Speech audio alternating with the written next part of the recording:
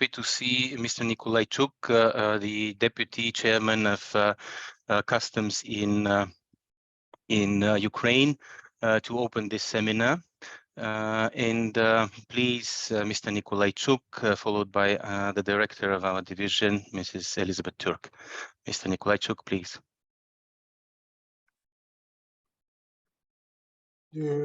Дякую, пане Маріо. Доброго дня всім членам нашого семінару. Радий всіх вас бачити. Thank you, Mario. We're glad to welcome everyone during this seminar. I will start this by saying that it's my honor to start it. Now it's the time of aggression in Ukraine, Russian aggression, and everything that we talk about here, about our cooperation with the European Union, is very important to us in terms of how we can organize experts from Ukraine. We have information exchange. We find a lot of formats of how we can cooperate. We will hear about them today, about your experience.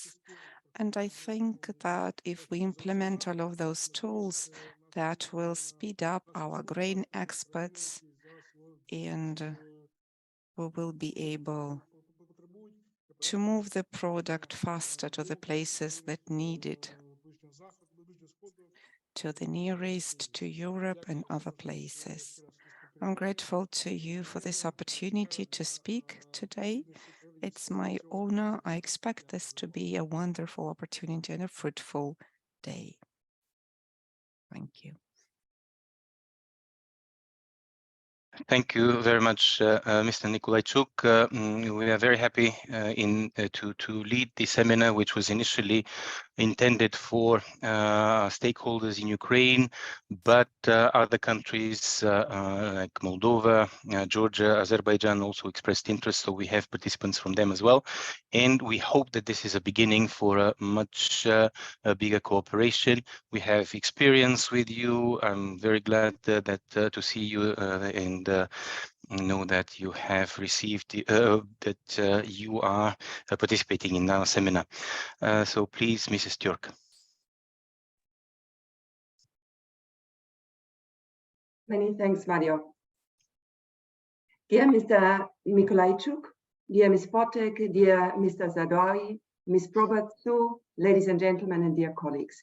It's really an honor for me to open this online seminar on the electronic freight transport regulation of the European Union, eFTI or eFTI, and the relevant UNECE semantic standards and reference data models. At UNECE, we are really very proud to support this seminar as part of our special assistance to Ukraine. And in UNECE's Economic Cooperation and Trade Division, we are supporting Ukraine in several areas of our competence. That's the use of public-private partnerships as a tool for financing reconstruction, particularly focusing on infrastructure, which is so heavily damaged by the current aggression. That is also creating an innovation ecosystem that helps finding new solutions and create business opportunities, responding to the multiple crises Ukraine is facing. And that also includes harnessing Ukrainian diaspora for creating innovation and businesses. And thirdly, that includes ensuring that efforts to rebuild the country's economy and businesses, that these efforts are undertaken in a way that is sustainable, notably circular, promoting the circular economy, and the latter also being an important priority of the European Union, notably through the Green Deal. Now, today we focus on UNECE's support to Ukraine in the field of trade facilitation. And again, today's seminar is complementing a number of other projects in this regard. Particularly, these are projects that pilot the use of UNECE standards. For example, also as mentioned before, in terms of analyzing and promoting a data pipeline for the export of grain via the Black Sea Initiative, supported by the United Nations and by Turkey, which helps also bring important products, grain and food to countries in need, and which helps Ukraine to export. We have several pilot projects exploring how to promote data exchange in different corridors. Now, if we turn to UNECE standards for data exchange, at UNECE we are proud that our standards for data exchange, and that's notably the standards of United Nations Center for Trade Facilitation and Electronic Business, CEFACT, and I very warmly welcome Ms. Sue Probert as the chair of CEFACT. We are proud that this UNECE, CEFACT semantic standards and multimodal transport reference data model, that they are of great relevance today. And I think the relevance is documented by the attention they are giving in different fora. And let me mention here as one example, the Digital Transport and Logistics Forum. Now, today's discussion at the seminar will center around one specific regulatory tool, eFTI, the new electronic freight transport regulation of the European Union. And in essence, eFTI is envisaging a future system of electronic data and document exchange for multimodal trade and transport in the European Union. In other words, all information exchange on the movement of goods by all modes of transport, except for maritime transport, in the European Union must be electronic and multimodal by mid-2025. So that's a big objective. And in the seminar, we cover the key elements of these recent developments. And I'm very delighted to have with us Ms. Lia Potek from the European Commission, DG Move, who knows everything about the details and is really the expert on this important regulation. Now, when we look at this endeavor, the digitalization of multimodal data exchange along supply chains, we see the usefulness of the UN semantic standards and reference data models, and global UN semantic standards. In essence, they really help us avoid fragmented digitalization of information in these international supply chains. And if we look at global supply chains, fragmentation really needs to be avoided. It doesn't make sense. And the UNECE, CEFACT semantic standards and reference data models to avoid fragmentation by providing a common language for this electronic inter-exchange. Somehow the UN standards, they can be the glue that links all the sectorial and modal instruments for digitalization. And therefore, I invite all the relevant agencies to join this vision and to work with UNECE and particularly CEFACT, chaired by Sue Probert and supported by UNECE's Trade Facilitation Section and the Division's Regional Advisor. I invite you all to join us in making use of these UN, UNECE and CEFACT standards. And here I'd like to thank Mr. Mario Apostolov for taking the initiative in organizing today's event. Now, today's seminar will also provide a link between data exchange under the eFTI initiative and other directions of work on digitalization, notably the digitalization of the European Union's customs single window environment. And here I'm delighted to see that Mr. Zadawi from DG Taxud in the European Commission is speaking. His participation is really very timely, and I'd like to congratulate him on the fact that on 12th of December, the EU regulation single window customs environment made an important step. So I'm happy once again to flag the synergies between UNECE and the European Commission.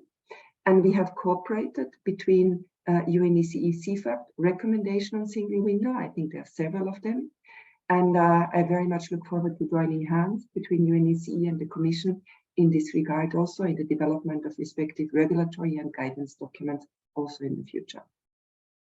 Now to close, when we take a step back from the technicalities of the single window or of the eFTI regulation, we all realize that following closely what is happening in the European Union and getting ready to implement these new regulations, eFTI or single window, that are becoming part of the acquis communautaire, this is really of great importance to Ukraine and also to other countries which aspire EU membership or which are in the region. And I understand that today's seminar is also attended by regulatory agencies and business representatives from other countries of the Eastern Partnership. So many thanks for those colleagues, to those colleagues for joining us. To conclude, let me stress that I'm very, very glad that UNECE can contribute to such an important process for Ukraine and for the neighboring countries. And without much ado, I wish you a very successful seminar today, and I invite you to work with us further on pilot implementation projects so that the standardization of multimodal data and document exchange using UNECE and CEFACT standards, so that this can become a sound reality. Many thanks. Thank you very much, Ms. Türk. You put the really the foundation for what we are going to do further. Mario, Yes? sorry, could you take English channel? Yes, I did. Is it fine now? Yeah. Okay, thank you very much. I hope everything is working with the technicalities, perfect organization with the interpretation. So I hope everything will work fine with the 3 languages. So many thanks, Ms. Türk, for your introductory speech, which laid the foundation of what we are going to do in this seminar and in the further work. With Ukraine and the other countries which wished to join.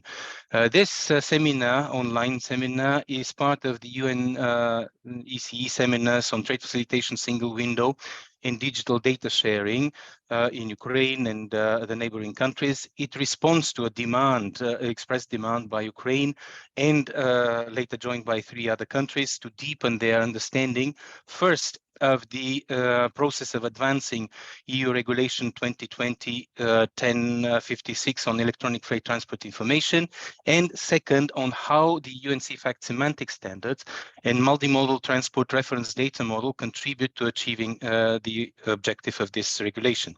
We will have a keynote speaker, Mrs. Lia Potek, who is here with us from the European Commission DG Move, who will explain the essence of the FT regulation adopted in August 2020, with the perspective of full implementation by all EU member states in the coming years. The objective is to make information exchange on the movement of commercial cargo inside the European Union electronic and multimodal. It offers a foundation for the transition from exchanging documents accompanying goods to exchanging data and data sets.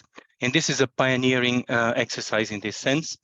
Yet I will let Lia Potek explain all this and the concept in her keynote speech. Then Mrs. Hugh Probert, the UNECE chair, will make the link to the UNECE semantic standards and multimodal reference data model, which are expected to provide the foundation for data exchange among various stakeholders. Mr. Dill will provide further explanation on the expected data exchange in the initiative. Then there is something which Ms. Türk mentioned already, the Digital Transport and Logistics Forum, which is an expert group of the European Commission bringing together public and private stakeholders to support digital transformation, notably for corridor freight information systems based on interoperability of data. It discusses the use of UNECE standards and other opportunities for interoperability. Mr. Yuri Hemmelers, a member of this forum, will speak about it, and we will have another speaker in the follow-up discussion session, which will be moderated by Mr. Fyodorov from Ukraine. Then Mr. Zahwani Saadawi, the desk officer who supported the development and implementation of the European Union's regulation on single window environment for customs that entered into force 10 days ago, will speak about the link between the single window and the FT environments. Again, we will discuss the use of UN standards in that process. Mr. Dmitry Yakimenkov will talk about a project to test a data pipeline for the exports of grain from Ukraine using the Black Sea Grain Initiative, as mentioned by our director, Ms. Türk. And again, the idea is how the UNECE standards can be used. Ukraine requested UNECE to organize this webinar to raise awareness among the regulatory agencies and the business community in the country about the development of the FT initiative and how relevant UNECE tools can be used for its implementation. For this reason, we have included time for comments from the floor, which will be the next session, where representatives from the regulatory agencies and the business community from Ukraine and the other countries will have possibility to comment and make suggestions on what to do further. We are aware that some stakeholders may not be able to join now because of electricity cuts and other problems. So we are going to record this webinar, and those who want to follow the information will be able to do that later. If there is will among the partners discussing now, we will discuss recommendations and possibly project to see how the standards can be implemented. So first, it is important to see from the outside the value of the use of UN standards as an international public good. UN CEFACT standards, notably the multimodal transport reference data model, can be used to map data provided by business to the data requirements of regulatory agencies like customs. And this creates the basis for a seamless flow of information, not only among different modes of transport, but also different sectors. And second, UN CEFACT's approach, including its data pipeline project, is not fixed on putting data on one platform or system, which is expected to guarantee trust and security. The approach is that the data should be structured using UN standards, and then it can be shared between those who are willing and able to share among themselves. So both existing standards like the IATA airway bill or new systems that might be developed can be included, and this is clearly noted in the eFTI regulation that this would be the case. So again, saying like Ms. Turk, without much ado, I would like to offer the floor to the keynote speaker of this session, Ms. Lia Potek. The floor is yours, please. Yes. Good morning, dear colleagues, and thank you, Mr. Apostolov, Mrs. Turk, for hosting this event. I'm honored to be here and to contribute to our efforts to try to also continue and move on towards the future, to try to push our lives and economies that towards a more greener, more efficient ways, where indeed sharing our experience that we have in the Commission, hopefully it will help, and definitely with the support that we are also getting from the work that has been done so far in the framework of the UNECE, and how that would help us to build together this future. I hope that this will come through in today's meeting, and I'm very happy to be here. And thanks again for organizing. I have not really prepared a speech, but rather a introductory presentation in order to allow you to understand what the eFTI regulation is about, which stands for Regulation on Electronic Freight Transport Information, and then indeed to allow the other experts to highlight in more detail how the UN CEFACT standards, and in particular the data model, the multimodal transport reference data model, is being reused in the framework and the implementation of this regulation in the entire EU, and indeed how the use of these standards also allow us to link and be interoperable with with the other systems that are both developed within the EU for the purposes of the EU, like the e-custom systems and the future custom single window, but indeed hopefully in the future also with other systems and environments for the exchange of information in electronic format outside the EU borders can also take place. And this is actually, the core of the mission, I guess, of the UNECE and the UN CEFACT standards. And that we hope is what will also come through from our today's discussions.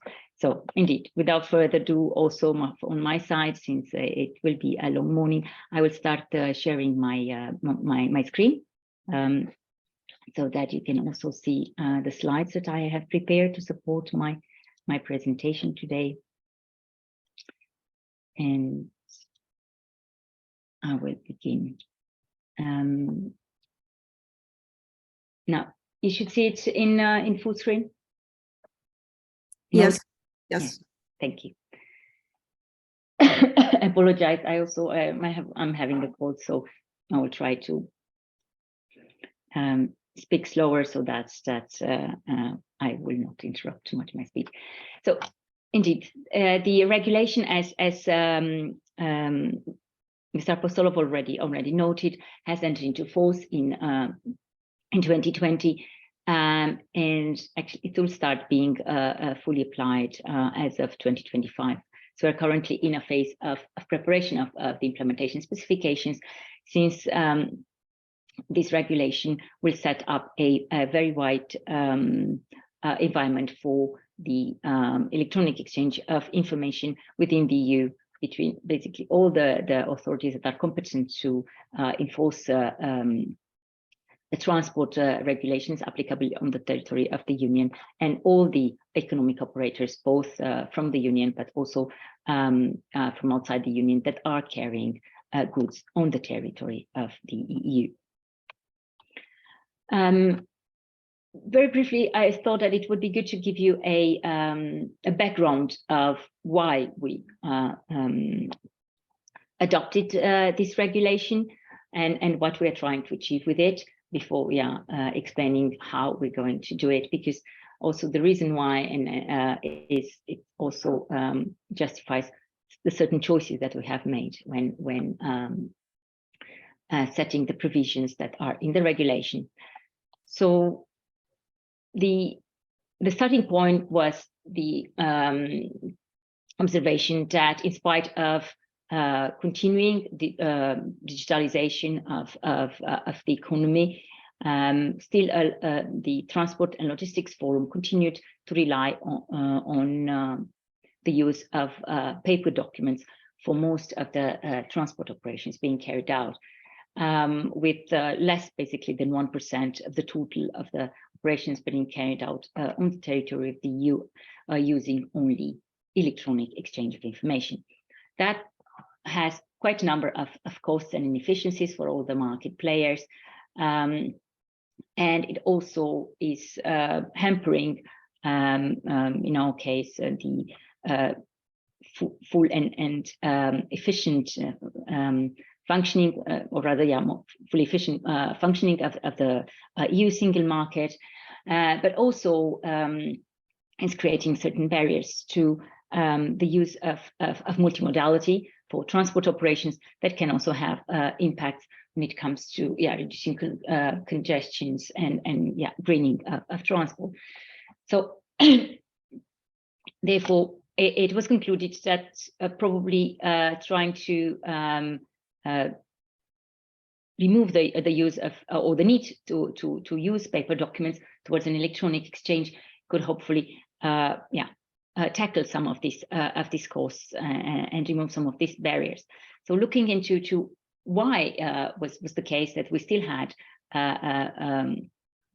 high use of reliance on paper document exchanges, we found out that the main reason is that there is a low acceptance of the use of electronic documents on information, primarily when it comes to enforcement authorities, but also the use of these documents in court, which actually had a knockdown effect also on the willingness of the private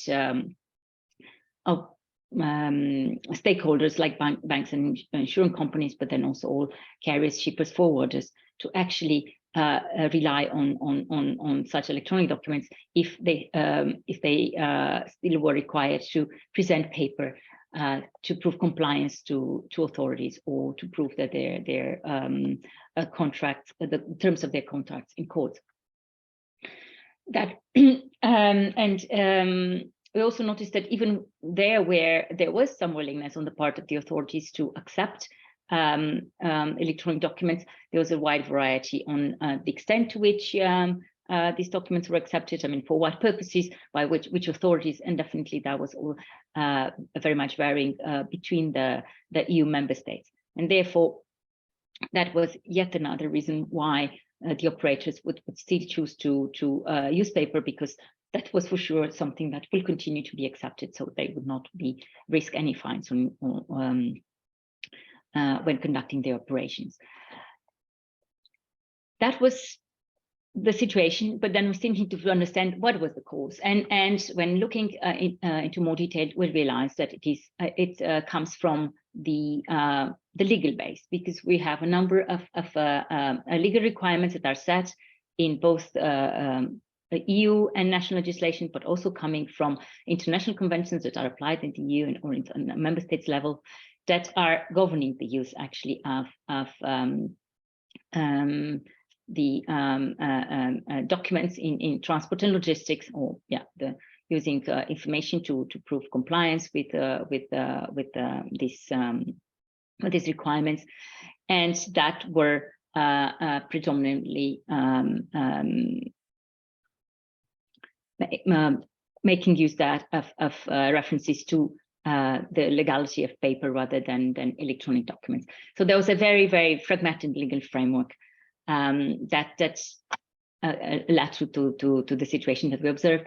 And also we noticed that, again, even where there was a possibility, the law allowed for the use of electronic information documents, there was still also quite a bit of fragmentation on the part of the systems that were used to try to use electronic exchange, because again, the law turned out not to be very specific about what are the requirements for the electronic documents, or the way the information is exchanged to be accepted as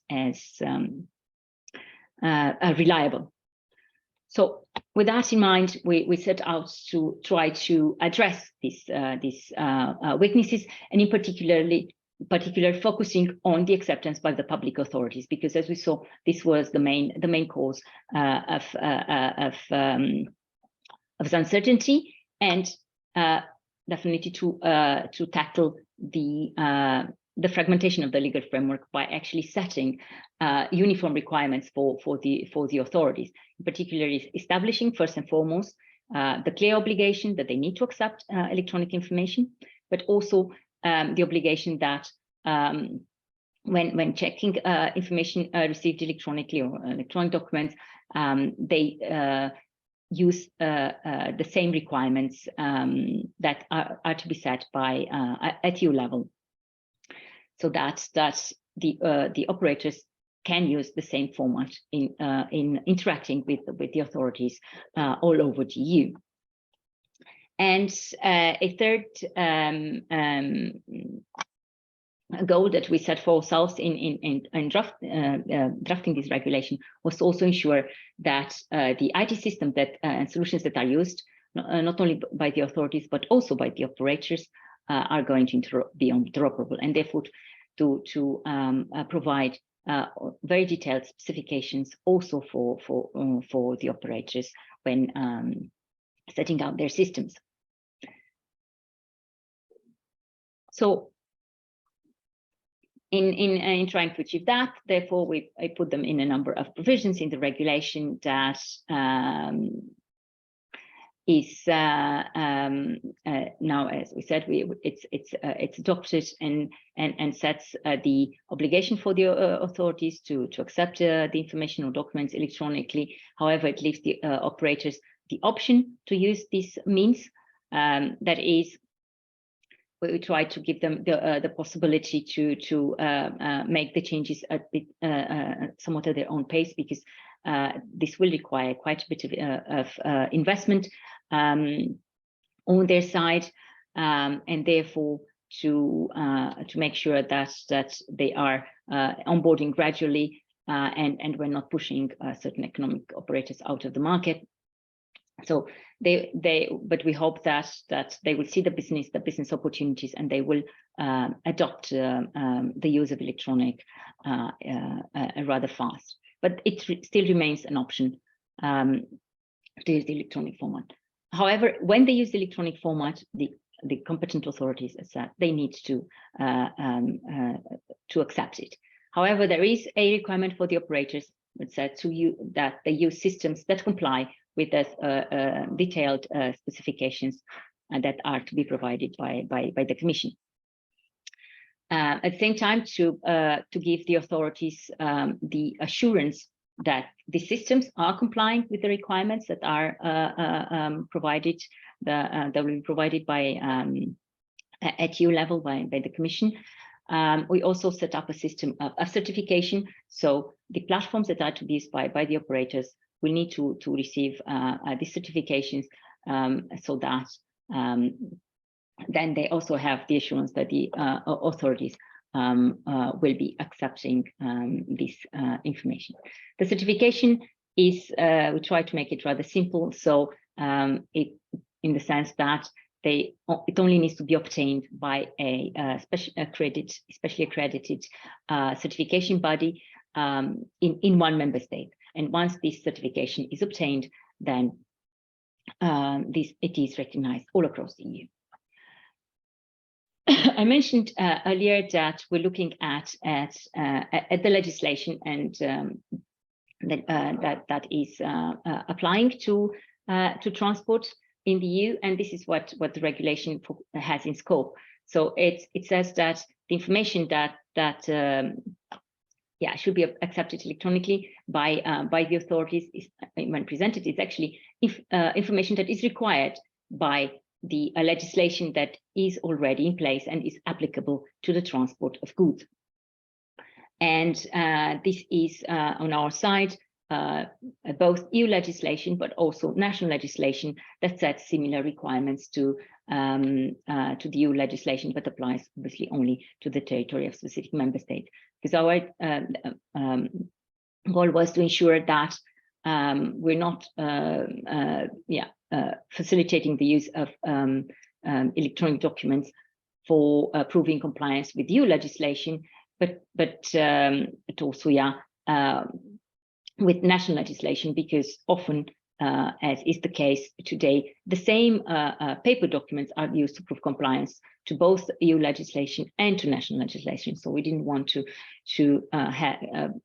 leave a loophole, where the authorities would require paper for proving compliance with national legislation, even though they would be obliged to accept electronic for the EU one.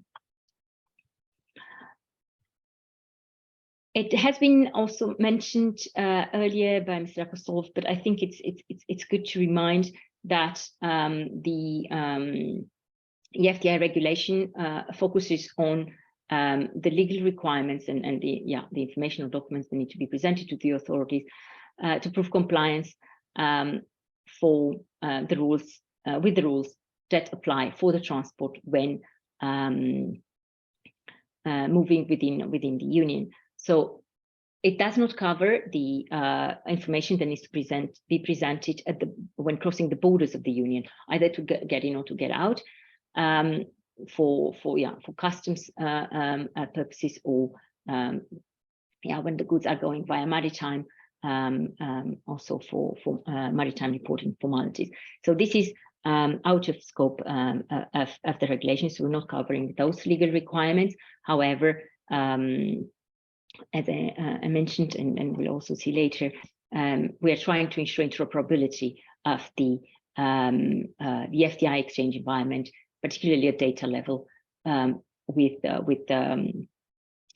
the systems that are already put in place to facilitate the presentation of the information that is required for proving compliance with customs requirements or maritime formalities.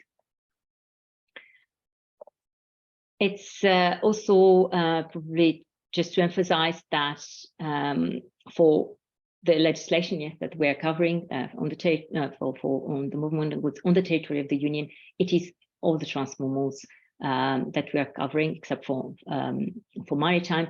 It is road, rail, inland waterways, as well as aviation. That's also part of the multimodality and our aim to try to harmonize the approach across the transport mode, because as we know, the evolution of the different transport mode has been historically quite separate, and that also has led to differences in legislation across the modes, but also now it's reflected in the way digitalization has been proceeding there, which would just continue to reinforce fragmentation. So in taking this multimodal approach, we're trying to tackle that as well. It's also important to make the connection with the business documents, and in particular, the transport contracts, which are currently the main source of information for public compliance with the rules that are set out in the legal acts that are falling under the scope of the eFTI regulation. And it is important to note that, as such, we are not covering the use of these transport documents as contracts. So, for example, the CMR, so the use of the electronic CMR, as it is governed by the CMR convention. However, we are covering the use of the information in this CMR for proving compliance with the different legislation. So there is this the overlap that we're having, and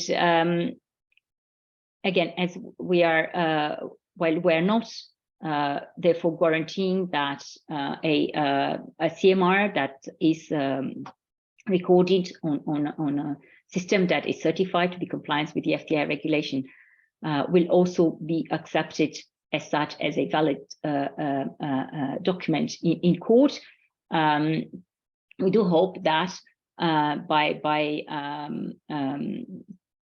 making it actually mandatory to be accepted by the authorities for putting compliance with the legislation will actually facilitate the acceptance of these documents also in courts. But the eFTI regulation as such does not cover the validity of the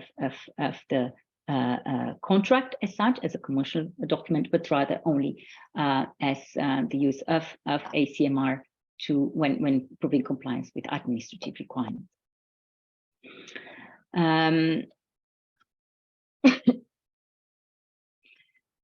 Nonetheless, such that hopefully will be indirectly also facilitating the use in courts. It's also important to note that being a EU regulation, obviously it only applies, and these requirements are an acceptance obligation to accept applies only to the authorities in the EU member states, but not obviously outside of the EU. However, we are hoping that whatever standards are going to be set up for the use of the CMR more widely, and we know that there are efforts going on also on the UNECE framework, that they will be concurring when coming to the technical standards with those that we are preparing now for the implementation of the eFTI regulation, to make sure that actually we have very similar, if not the same standards for the CMR, but also for the other transport documents that are used in other transport modes, like the CIM for rail or the airway bill for air. Now, I will not get you through this very complicated slide, but I just wanted to briefly highlight how we envision that the future exchange environment will be set up, and that the eFTI regulation will work. And that is, we try to not divert too much from what is going on today, also with paper, meaning that the information, if we stays at source, it stays with economic operators. It's not going to be pushed in some central system somewhere at the EU level, but rather it is kept on these IT systems we call FT platform that will need to get certification and will only be showed to the authorities whenever required. These FT platforms, we also envisage that they are not simply standalone systems, but they're just part of other IT systems platforms that are used by the economic operators, either that are part of the own systems of the economic operators, that might be the case for bigger operators, or they are part of the platform of IT service providers that are not will provide not just services for the operators to allow to show the information electronically to the authorities, but also other business-to-business services. And the main way to communicate this information will be via unique codes that will identify this information related to a specific transport operation, a specific consignment on the platform, and those that need to access it, depending on the roles, if they just need to read it, to know exactly what is being transported and maybe to sign right when they take over, or they also need to add certain data. They can do so again directly on an FT platform, so as if they would have done on paper, but now they will just do it in an electronic system. And then when the authorities would require to see the information, to see what is transported, and to check compliance with the rules, the first requirement would be to provide this unique electronic identification, which we see as a code that could be as also as a QR code that can then be read by the systems that will be put in place by the authorities, and to retrieve the information directly from the platform. And that will be done, so they will not see all the information that is kept there on the platform, but only the information that they are authorized to see based on the competencies that they have in relation to a certain legislation. So, for example, if it's a road inspection officer, they will not see information that might be related to the transport of the same goods, maybe on an X flag on rail, or previously on another lag that took place on another transport mode, if that is not in their competence. So this is in a nutshell how I envisage to work, but obviously there are very complicated system behind that, and in particular, what are needed are the standardized specifications for these systems. But what is important to remember is that we'll have two types of systems, IT systems, ones that are developed by the operators and those that are developed by the authorities. For both, the regulation requires that we will provide detailed implementation specifications, and obviously we'll need to ensure that these systems will work together, since if they need to work for whenever any competent authority in any member state would require to check information concerning the transports being transported by any economic operator that is crossing the territory of their member state, and which can keep data that could be located in a one of the hundreds that we hope at least platforms that will be set up and running as of 2025. So in order to have this complex system working, it's as we said, we need to have this very clear and harmonized rules. And this is a higher level of how that would work. We said there's not going to be a centralized EU platform where the data will be located or will be sent, but rather we envisage there will be what we call now gates at national or even regional level that will mediate the exchange between the authorities and the economic operators. And in principle, we envisage that one platform will need to have a connection to only one gate, and then via that gate, they will be able to provide information to any competent authority in any of the other member states by actually using a search mechanism that will go via this gate.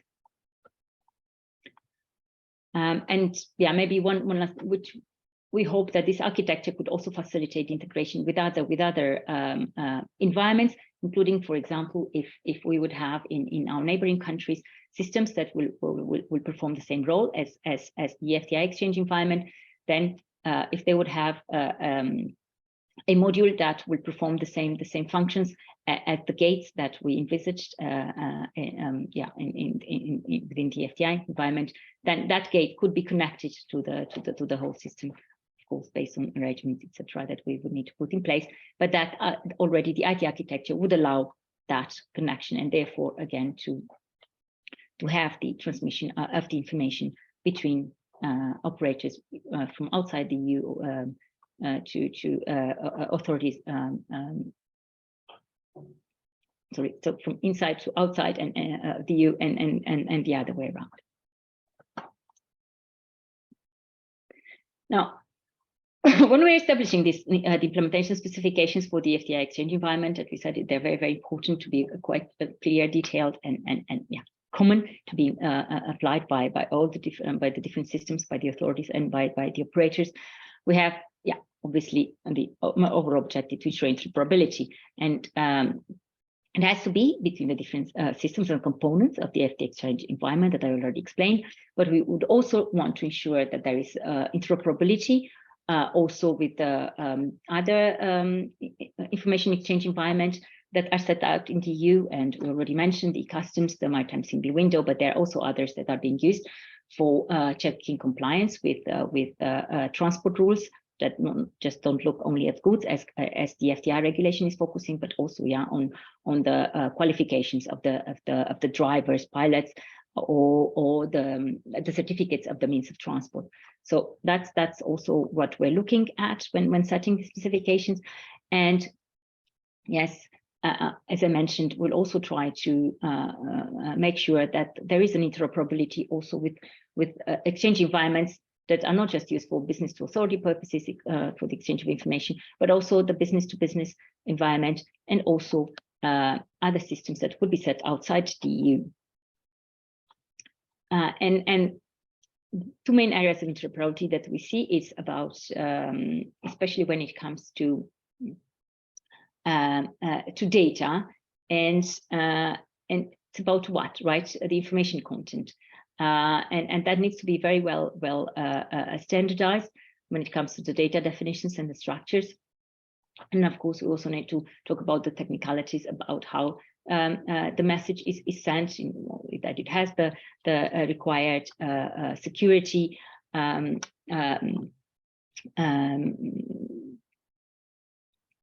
features, and of course also how to make sure that the data is shared only within those that need to share this information, and only those that actually have authorized access to that information have access.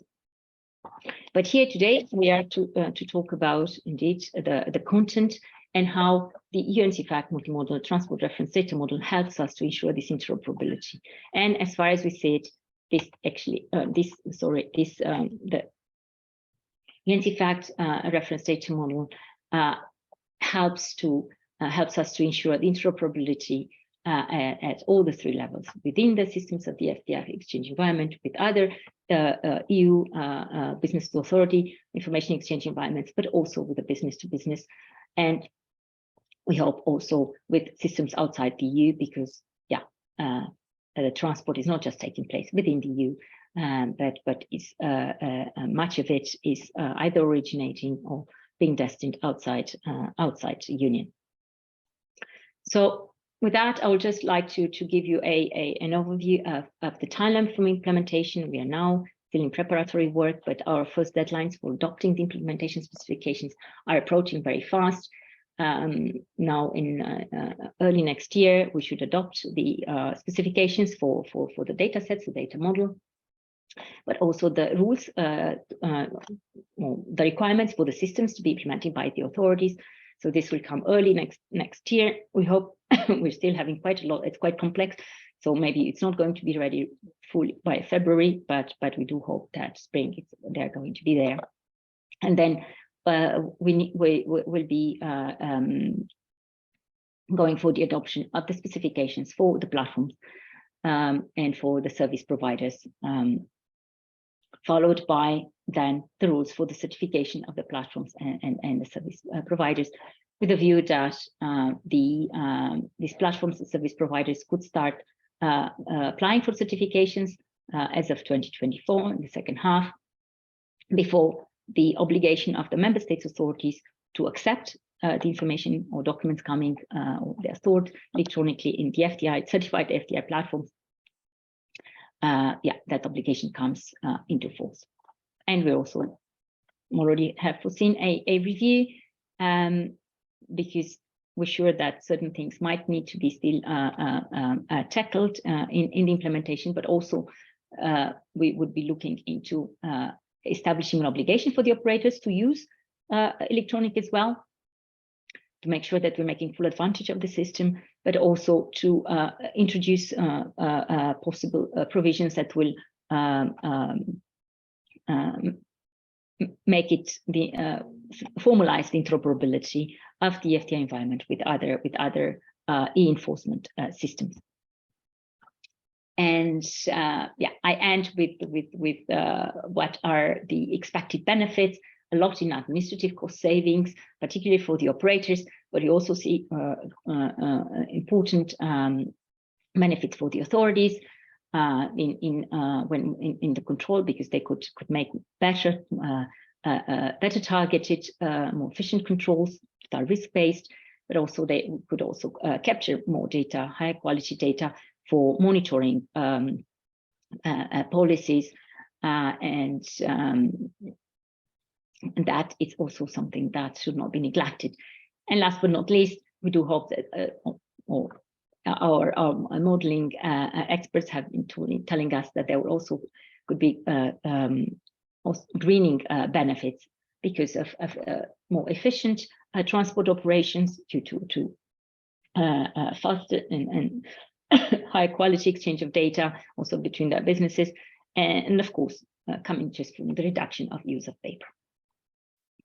I would like to thank you for your attention, and apologize if I may have taken a bit longer, but I hope that now I have a good understanding of what we're trying to do with the FTI regulation. Thank you very much, Ms. Potek. This is excellent. I hope that, well, time can never be enough to explain the complexity of this initiative and FTI regulation. So thank you very much for putting it in a nutshell. I hope that we can continue this cooperation and we can work further with the Commission, with our partners and our colleagues from CEFACT to help further. So I just put some notes here. You mentioned the key elements. Well, my job is to see the link with the UN CEFACT standards, and you mentioned the key elements, like the buzzword here is interoperability. There is an unquestionable value of the United Nations standards and the standard setting environment for supply chain information exchange. Like the idea is to have standards that can allow for interoperable, seamless flow of information along the supply chain, and transport is part of that. You can't take it out and think that the information along the supply chain can work. Then I wanted to add also on the FT regulation and the link to the CEFACT standards that well, the multimodal transport reference data model is very valuable in, as you mentioned, for example, in the preamble paragraph 9 and Article 7, they talk about the fact that for the economic operators to provide information in electronic format in the same way for all countries, it is necessary to rely on common specifications. And the first to be adopted by the 21st of February 2023. You mentioned that there might be a bit more work on that.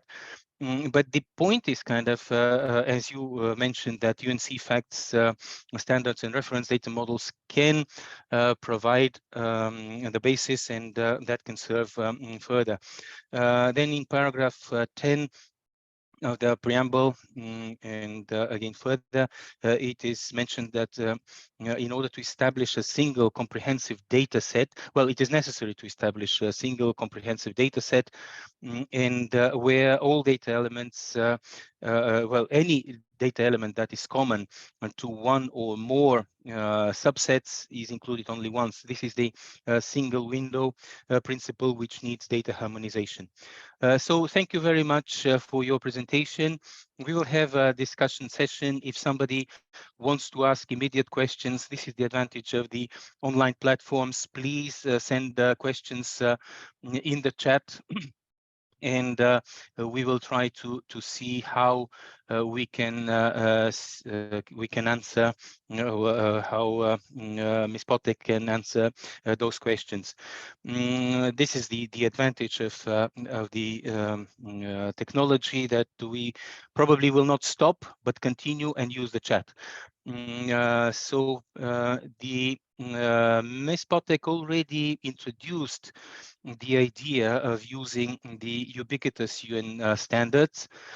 She mentioned the idea that the European Union doesn't see itself as an island in terms of data setting. So let me go without further ado to our next speaker, who is the chair of CEFACT, to show exactly this point, that using the UN standards creates a link between one member state, one economic union in among the members of the UN and UNECE to others. So please, Ms. Probert, the floor is yours. Thank you very much, Leah. Thank you, Mario. First of all, I want to apologize. I'm not up to my usual state because I have COVID and it's still carrying on at the moment, but I will do my best, and I'm very pleased to be able to join you this morning. So I will share my screen. Is this the best way to organize these things? Let's see. Okay.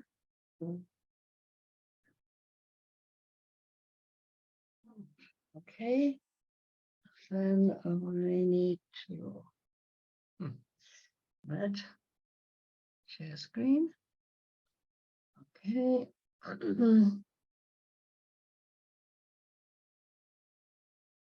Next on.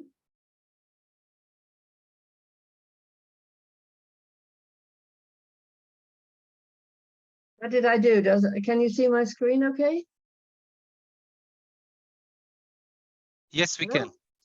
Oh, thank you very much. Okay, good. Well, as I say, thank you very much for inviting me to speak today. My job is to echo or to balance with Leah, Miss Leah Potek's presentation just now, to give background to the UN CEFACT standards. And then we will have a series of speakers, as Mario mentioned, that will be illustrating the aspects of implementation of eFTI with regard to the UN CEFACT standards and the links. So thank you very much. Let's move on. I know a lot of you on the call today know about UN CEFACT, and I'm not repeating all of the normal slides, but we can provide more if of interest. But most importantly, we should set the mission of UN CEFACT. It is a UN global center. Its mission is the combination of trade facilitation of the global supply chain and electronic business standards. In order to support our mission, we produce at the highest level internationally agreed trade facilitation recommendations. And of these, we have at least 5, I think another one in under development right now, which are specifically linked to the single window implementation for international trade. And they've been around for a long time, and I think they're very well known and very well referenced. We also have our e-business standards, which have been developing since the late 1990s. We have the EDIFACT standards, which are used. There are millions of exchanges every day. It's still a very much used standard, and in fact, I think in any of the surveys that are done, it's the most commonly reused global standard electronically still today. New standards such as XML, newer standards such as XML and JSON are coming along, but it's still EDIFACT, UN EDIFACT, that is the backbone of the existing exchange of business data in the supply chain today. But we have to, of course, mention that the UN layout key and paper documents are still the basis for the greatest number of data exchanges in the international supply chain. And our mission is to encourage this to move towards more electronic exchange. We have common libraries such as the UN CEFACT Core Component Library, which came originally from the EBXML initiative in the early 2000s, which was all about how to come up with syntax independent structures of semantics that will enable them to be implemented in UN EDIFACT or any XML environment, or as we talk about today, JSON environments as well, and anything else that comes along. And the common directories is referencing to the UN EDIFACT standard, but very important as well for interoperability. We are controlling, maintaining and developing more than 250 international code lists, which everyone can share, which is an incredibly powerful way of adding to interoperability. All of our standards are available for free. We work for the general good under the UN principles, of course. And before I go on to this slide, I'd like to say that our collaborations are really important to us. For more than 30 years, we've been working on the mission that I mentioned. And in those times, we have had very, very important collaborations with UN itself. First and foremost with the UN Transport Division, which has over 100 transport regulations, which are very important, many of them, for international trade, for the global supply chain. This is a very important, unique aspect of our work that we can bring to the work that we do. Secondly, we have the other UN regional commissions that we work with, and also the agencies. That brings in IMO for maritime and ICAO for air, etc. But there are many, many other UN agencies that we work with, including CITES and many others. We also collaborate with international standards organizations, with ISO, with the other international de jure standards bodies, and also with the not-for-profit community standards, which we also consider very important partners. And most of all is the importance of our experts. We have, it's growing every day, but we have, I think the latest number I have is 1,500 plus, but they're very important to us. They bring, on a volunteer basis, they bring their experience and expertise from an individual perspective, and this is what brings together the knowledge that we need to produce the standards that we produce and have produced for several years. So for 20 years now plus, there has been a focus on the semantic structures that support the global supply chain. Unlike many of the other projects in other standards organizations, we don't just look from one sectoral view. We take into consideration the collaborations I've just mentioned, but also we are multimodal in our approach and cross-industry from the point of view of the sales contracts which initiate the global supply chains. This is the principles that we have followed for all of these years and are embedded in our reference data models, which I will come to shortly. So when we looked at the global supply chain 25 years ago, when we first started doing the semantic work to represent the global supply chain as semantic business and regulatory structures, we recognized that there was a really key relationship between the transport contracts that are necessary to support the transport chains for the movement of goods from a selling country to a buying country, and also the sales contract itself. The relationship between these contracts actually control who does what in the global supply chain. The Incoterms, the ICC Incoterms, are critical for defining under a particular sales contract how the transport contract will operate and who will be doing what as far as roles are concerned. And that affects, obviously, the exchange of data as well. So a unique role that we can offer is that our contractual view takes into consideration the variations which are governed by the international Incoterms.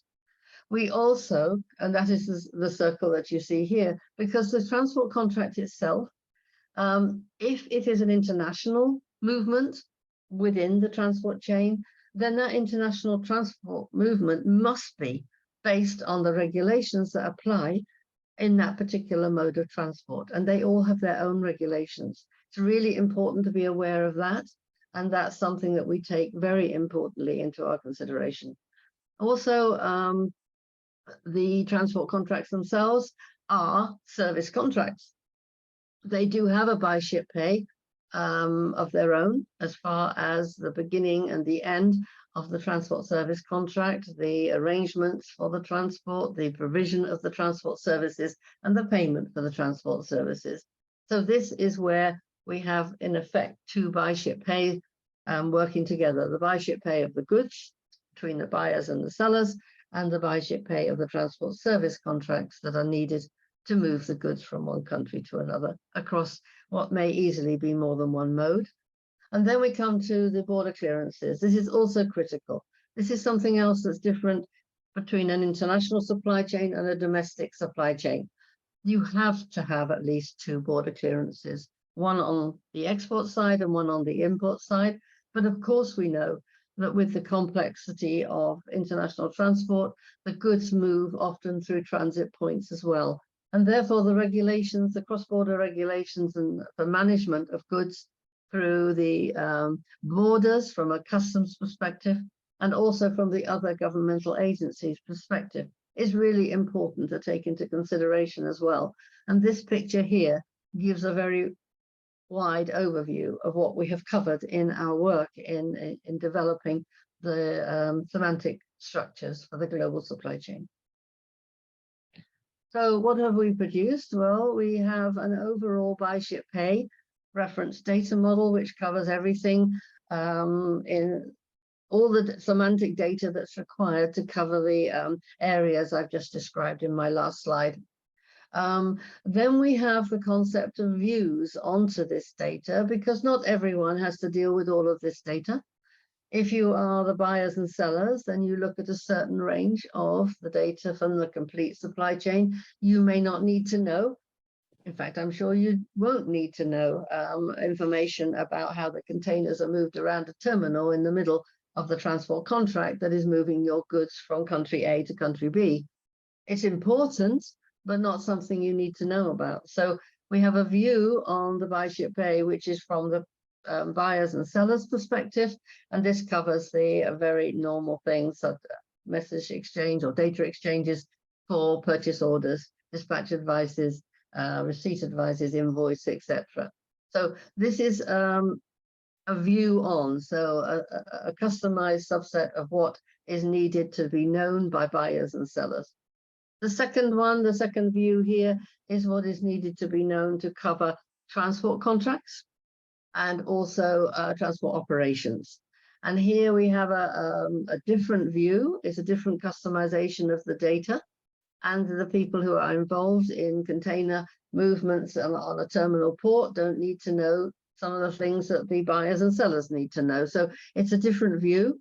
There's a common structure wherever it's relevant and useful, but basically this is the view from the multimodal aspect of transport contracts and operations. And this is what we're looking at today, of course. The third one on the right is also really important. This is our newest view on the buy ship pay reference data model. And this is looking at the data that regulatory authorities need in order to conduct cross-border management. Now, we can think of the data in the supply chain as being the primary data. Without supply chain transactions for goods, we wouldn't need transport, we wouldn't need border control. So the primary data is the data between the buyers and sellers and how they conduct their sales contracts. However, the secondary data, which I've already described for the transport contracts, are also important. But also for cross-border management, there's a huge range of the data from both the supply chain aspect and the transport aspect, which is critical to managing cross-border clearances and also the regulatory procedures for the various certification cross-border regulations. And what we're doing here is that we are taking the data from the buy ship pay, and we have provided a reference data model which produces a view of the data that is of importance from the point of view of cross-border management. This is the first version. We need to extend it, but at the moment it covers, but in particular, the relationship between our buy ship pay and the EU customs data model. And the reason that was chosen when this project started 2 years ago was that the reference data model, the WCO data model was still being charged for, which is something that we cannot support from a UN perspective, whereas the EU customs data model is freely available from the EU. However, we can extend this, and I think this is one thing I just like to highlight in my presentation, because we will be having a contribution from Zahwani, and the link with the single windows from every aspect of what we're talking today is critical. And I look forward to working on this together with the EU single window team as time progresses. The next slide is just highlighting what we're talking about today, and that is that the multimodal transport view of the international supply chain data supports the semantics of the legal requirements for the EU FD and EU maritime single window. We believe, hopefully, that we're right, that the multimodal transport model already covers what is needed to support the semantics of the legal requirements of FD, as Leah has informed us about just before me. But also, we have a lot of data towards the maritime single window and regulation, but there is going to have to be more data added because there's a lot of extra data requirements for port calls and port clearances. And this is something that we have confirmed from the transport and logistics domain of CEFACT, that we are dedicated to provide this support. We already support the IMO reference model for maritime port calls, and we will continue this into the supporting the EU as well. So I just wanted to mention those. And then lastly, because I really can't keep talking too much today, I know you have very good speakers following on from me who will give more detail, but this is just a reference to where our standards can be found. Just echoing that they're all available for free. And one of the things I would like to just mention is that we spent over the last 2 years, the COVID time, some very valuable time with a number of our experts contributing to produce a series of harmonized standards which help and encourage the modes of transport to be able to exchange data semantically and understand the same interpretation of data, but without affecting at all the reference regulations which each individual mode has to follow, including, of course, dangerous goods across the modes as well. Last but not least, I would just like to mention my hobby horse, if you like, which is that I think that for single windows, there is a critical and important divide between the language of the business people on the private side of a single window and the language of the administrators and the regulators on the government side of a single window. They literally think about the data differently, but the data is very much in common as well. So that's why we offer our cross-border management view on the global supply chain as a help, we hope, to future links between the private and public sides of single window developments. So thank you very much for listening, and I hand you back to Mario. Thank you. Thank you very much, Ms. Probert. Thanks for covering all these basic issues that are linked to the connection between the CEFACT standards and the implementation of FT. Well, you pointed out the interoperability. Well, the idea to build a common data set in Article 7 of the regulation was mentioned already by Ms. Posek, including the idea of multimodal data models, which you described. And the idea would be that anyone who is preparing, and there are other offers, would be great if they join the work of UNECE so that the solutions would be global. And thanks also for mentioning the idea of not only linking the documents, the digitalization of documents accompanying goods, but also the dangerous goods declarations, which is mentioned in Article 2 of the FT regulation. Thank you very much. Again, the same thing, if there are questions to the chair of UNECE on what can be done to use these standards by real-world implementers, please write in the chat, and we will have the discussion session after this introductory session as well. So thank you very Mario. much. I just forgot to mention that we have nearly 20 of our experts on this attending this seminar, and we will have some prominent members of our expert teams presenting shortly. But it's good to have so many of our experts joining today, and the UNECE Secretariat supporting us as well. Thank you. Thank you very much, Ms. Probert. I see that there are 82 participants in this webinar right now, and there are always over 100 registered, so this shows the interest in this webinar.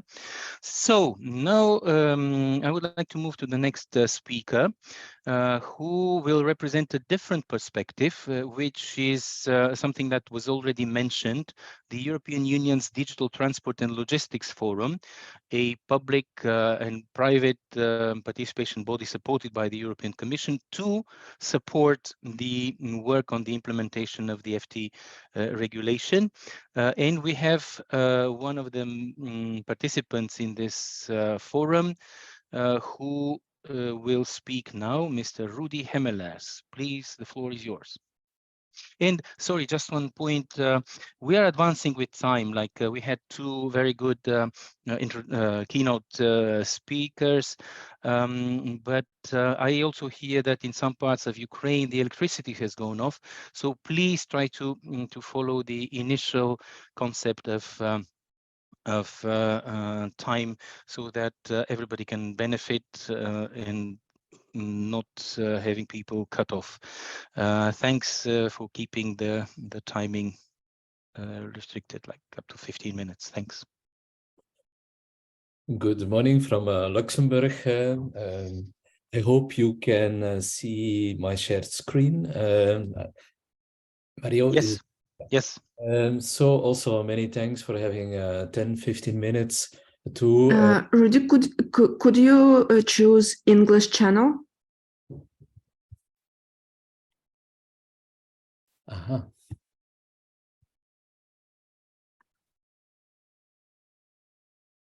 And where do I find that? So there is a little globe before, like you see a little globe beneath the. Yeah, it should be doing right now. Is this okay? Yes, you should press N. Great, great. Okay, and then we are also back on the screen. Yes, Yeah? we are. Yes, we are. Okay, let's go from here. Many thanks for the opportunity to speak, to share some ideas with you from the perspective of the DTLF. So first of all, I like to start where we started also with the DTLF in 2016, and that we saw that we have the opportunity to use consignment nodes like the ECMR, like the RB bill, like the SIM, like the bill of lading, that we can use them in an electronic format. And why was that important? And is that still important today? That is that the same data, so the data can be used for multiple contexts. These consignments are the agreements between the sender and the transport of the goods and the transport service provider. They also record the signature, in practice, the receipt of the goods by the carrier and by the carrier to the consignee as a proof of delivery. They are the basis for invoices. They demonstrate compliance of transport to today, mostly national regulations, but when eFTI becomes applicable in August 2025, also to EU regulations and still the national regulations that use the same information. They are a supporting document for customs and other border control regulations, and they are also used within the European Union to demonstrate deliveries, intra-community deliveries. So the key is that we see that there is an opportunity. So let me go to this opportunity. We have identified that in the Benelux project, in a survey, with whereby we now have in the Benelux about going to 1 million ECMR per year. But we made, or we, rather the industry, the VBO, which is the Federation of Industrial Companies, made a survey, and they came to the conclusion that the logistics service providers, when using digital documents, they can save up to 13 euro per document when going from paper to a digital environment. But we see also that meanwhile we have 31 countries which are adopting the ECMR protocol, and we expect when eFTI is going to become applicable that more of the other missing EU countries will join, but we also have many non-EU countries. But we see there that there are 31 countries accepted, but we see there that the acceptance by the economic operators and the acceptance by the authorities is not yet there. So only maybe 1 to 2 million ECMR today on an annual basis. And that was the basis in 2016, 2017, so that the Digital Transport and Logistics Forum decided on 2 priorities. So first of all, the Digital Transport and Logistics Forum, it's a group of about 100 experts representing private and public stakeholders, representing associations, representing real business companies, yeah, and they advise the European Commission on its digital and green transport strategy. And so we have identified, as quite motivated by the ECMR, by the integration of the ECMR with other modes of transport, on 2 priorities. The first one on the left side, and there is then also a subgroup around that, is how to go to paperless transport, and eFTI is a first step. eFTI is a first step because we are speaking today about freight transport information. We are not yet speaking right now, but this is certainly going to come up, about the certificates of the vessels, or for instance, the qualifications of the crews. That's not yet in the scope of eFTI, but it is in the scope of subgroup 1. And we see there are 4 groups of experts who are today advising the Commission, so the team of Lia Potek, around the data model, about the process, so these are the functional aspects, about the technical architecture, and about the certification. So this is the left side of the picture, because there were 2 priorities in 2017. Priority number 1 on the left side is to harmonize the regulation. The other priority on the right side, which is indicated in a group who thinks much more on a more longer term horizon, is the integration of or the harmonization, how data is shared between platforms, between existing platforms. And this is the other priority, whereby a lot of ideas which have been growing in subgroup 2 are already now implemented in the eFTI environment, and I explain that in the next slide. So my core business is, of course, I'm an expert in air cargo and customs, but I'm also following up other modes of transport, and in particular, I want to use an example this morning of inland navigation to explain you the importance of what we are doing. If you look at that vessel here, moving around with 80 containers, then we see here, and I think this is important for Ukraine because of the EU RIS environment, which is now operational since September of this year, along also the Danube corridor. We see there that the movement of the vessel is right now getting really structured. We see there that we can follow from the authority side the vessels, and we can follow when they are loading, when they are discharging, when they are dangerous goods. And this is, of course, the existing regulation of which is in place by the RIS environment.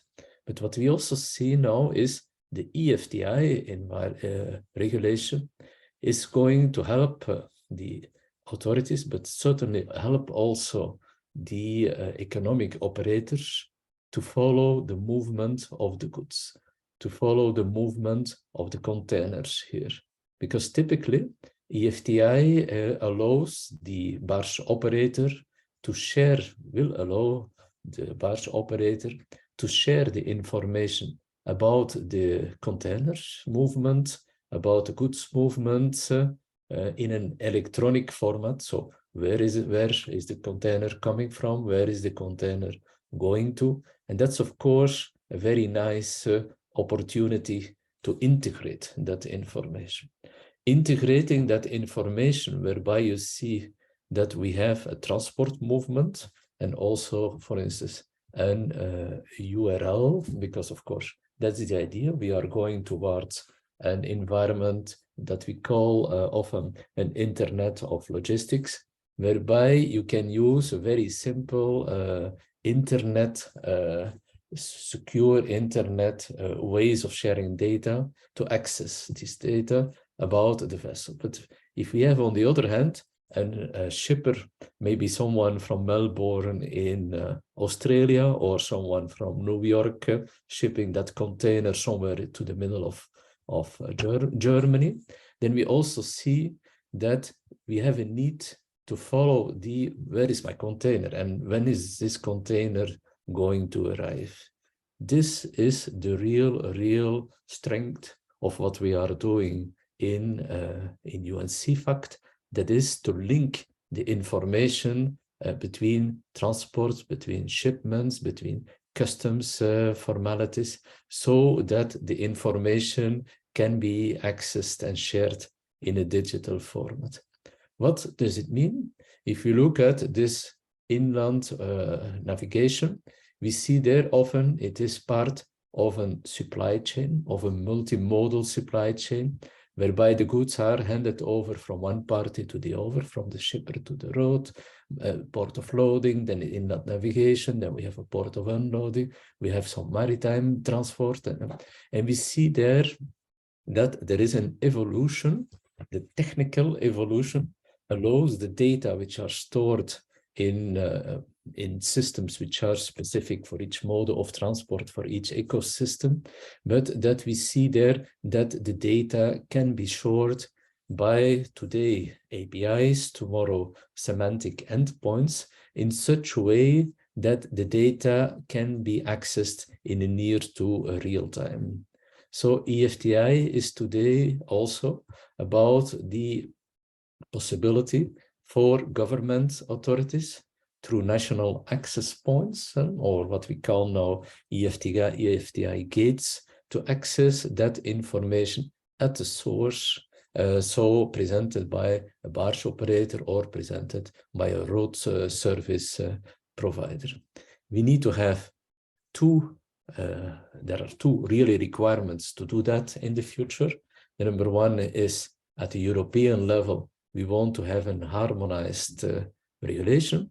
Number two requirement is also we need to have a more and more structured data sharing infrastructure, whereby the semantics which are used, the languages which are used by each of these parties, they can they can be interoperable. Like if you go, a French speaking person goes to New York, there is the meaning of the words, whether they are in French or whether they are in English, they are matching to each other. And this is precisely what the buy, ship, pay and the multimodal transport reference model is doing today. Yeah. So I think that Michael will explain also a little bit later on if we speak about supply chains. And then in this case, we have a truck moving dangerous goods from France through Strasbourg and then through different inland navigation to a destination overseas. We see there that we do have a lot of different documents, which are data sets in the future, that often reuse the same information or are linked to each other. Sue explained the importance of the buy, ship, pay environment to link shipment information with house swivel information. A house swivel, I simplified, defined here as the transport contract between the shipper and the, for instance, forwarder service provider. And then we have the different the consignment nodes, the CMR, the CMNI, bill of lading, cargo manifest, bill of lading, further on going. And we see also there that also on the ADR, because also the ADR, ADN are within the scope of the eFTI regulation. It is key important that these data are interoperable with each other, so that the consigner has a common meaning, so that when we have a trip in road and we have a voyage in inland navigation, that we can match this information together so that it can be shared. But it's also very particular in the, if we are sharing data at the source, and you see DCSA, but you see also many initiatives, we see there that we are going to an environment where events information. So for instance, when the goods are loaded, when the goods are offloaded, when the goods are arriving in a port, when they are ready to be picked up by a barge, when they are picked up, when there is a border crossing, we see there that these events are more and more recorded in real time by Internet of Things devices, or for instance also by geographic positioning solutions, in such a way that the data of the whole supply chain can be integrated. And so when a shipper is sending goods at origin, we can have a real close to a better planning, and also a much more cost-effective planning of the movements around. This slide is also the one that we used in the analysis of how can we ship data from Odessa in the left side with a road maybe to a terminal on the Danube, and then by inland navigation to the port, maritime port in Romania, and then with Romania going real. We see there it's a very, very realistic way of thinking that we are doing.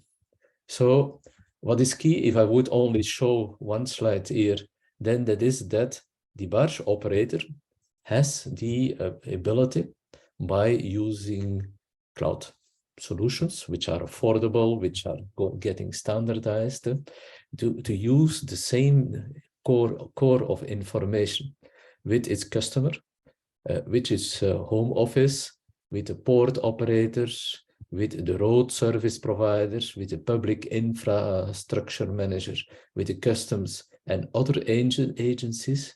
And we see there, of course, that eFTI is looking how to share that information and standardize that information with authorities. And then we also see, we hope, no, that's the plan, that when the data is shared in a structured format, that the same data will be shared with all the other parties. And that's, of course, the strength of the UNECE environment, that we cover with MMT different modes of transport, and also that MMT, so from a transport perspective, is integrated with the overall trade environment and supply chain environment.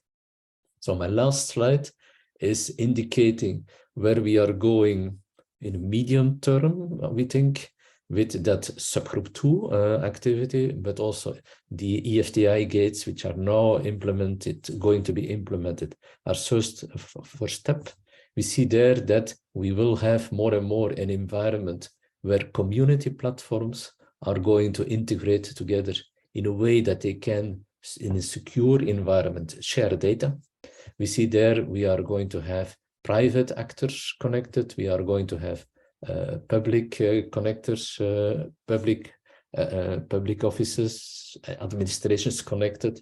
And I'm with a federated project involved in setting up such an environment, and also developing, right now, developing a reference architecture and implementation for the eFTI environment. So going to my last slide, okay, there is one which sneaked in, is an example whereby we see there we have the ECMR, and where we see there that we are right now structuring the data using CEFACT MMT as a starting point to present that the data, in this case, as an XML format. It can also be a JSON-LD format as a verifiable credential. Yeah, I'm not going too much in detail. That's certainly going to be something which is going to be a point of discussion in next coming presentations. So let me make a summary of my presentation. Within the DTLF, we have defined 2 priorities. Number 1 priority is economic operators and authorities. They want to have a harmonized regulatory environment, regulation. They want to have harmonized regulations to share data between economic operators and between authorities. That's what is eFTI about. eFTI is about the transport information, which is linked to consignments between the and the dangerous goods, waste, and it is linked to the EU regulations which are applicable there. The second thing is that if we want to have a harmonized regulatory environment, we also need a harmonized data sharing environment with harmonized language, with harmonized semantics. And that is what is CEFACT about. I'm going to stop here because Michael Dill, coming up in the next presentation, will certainly much better explain that as I can do here. Thank you very much, Rudy, for your excellent, as always, presentation. It shows another perspective, like the perspective of the DTLF, and we'll have more discussion on that in the next session. Thank you very much. Same thing, please send questions to Rudy if you want on the chat. Rudy already introduced our next speaker, who is supporting from the technical side the implementation of eFTI. Mr. Michael Dill, please, the floor is yours. Thank you so much. First of all, I have to figure out how to make me visible. This is not as easy as I thought. So you are visible now. Yeah, let me give it a try. Also, is there any possibility that the interpreters can raise their hands if somebody is too fast? Just to give this as a hint. So let me go a little bit back, hoping that I can do this properly here.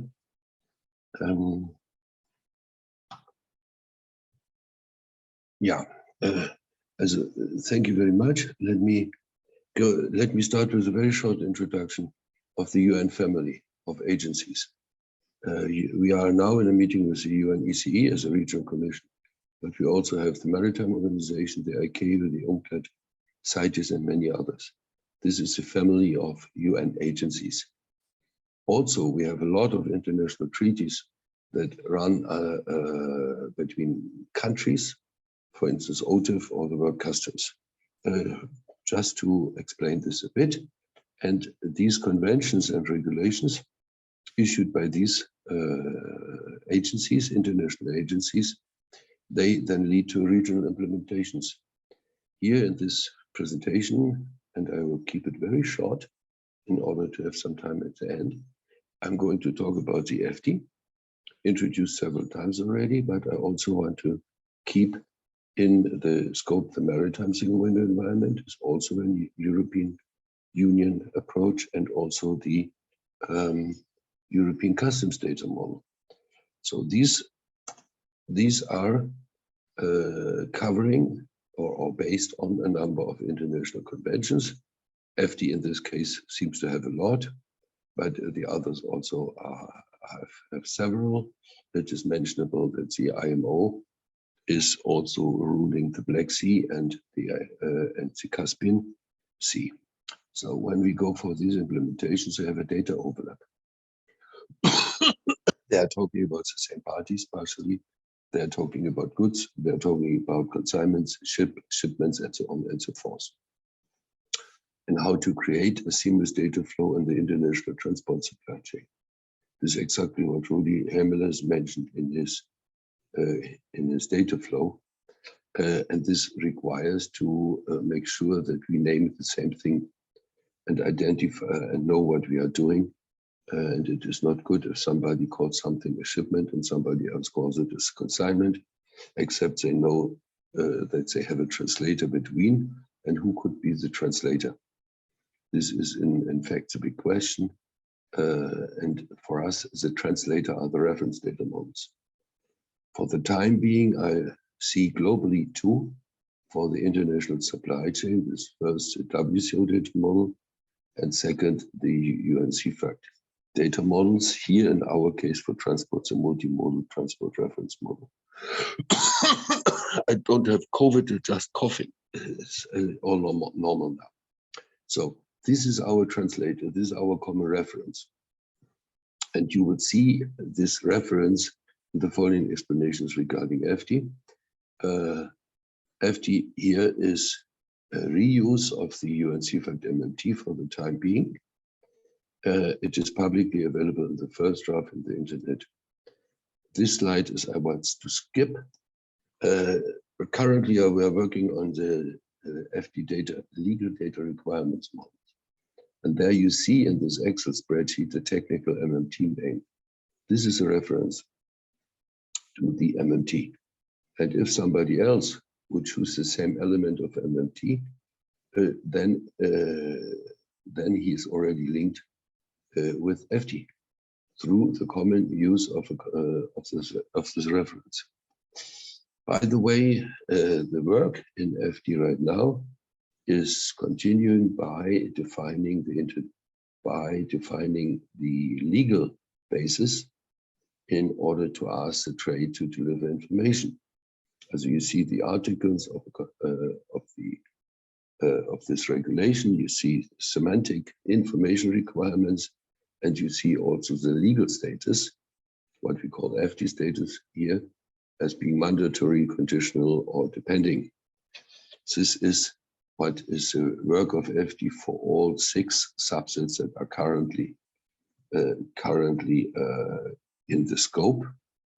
And what you see here is a combined view on all these 6 subsets. Is a work in progress, as don't tell me that this is final, where it is clearly indicated which subset is using which piece of information of the FT common data set. This is how it currently works. And let me go to the maritime single window. You see also there's a column with called MMT name. That means this maritime, EU maritime single window also uses the MMT as a reference, and it provides with information which element in this reference model of the UNECE is meant. Also, it is using a structure on the very left. You see this with these nice lines. These lines, they come from the MMT. The same with FT. Then we have a similar approach in the publicly available European customs data model. And the task is finally to link them all with respect to the data definition and to the semantics. What you see here is maybe a little bit complicated, but it explains one principle. If Ukraine is mapping to the MMT, and if Azerbaijan is mapping to the MMT, and they catch the same elements, then they both have used the reference model and they made a direct mapping to the reference model, but indirectly, the Ukraine requirements are mapped to the Azerbaijan requirements. And this is important if we see that for the European Union, it is necessary to strengthen the transport and economic relationships towards the East.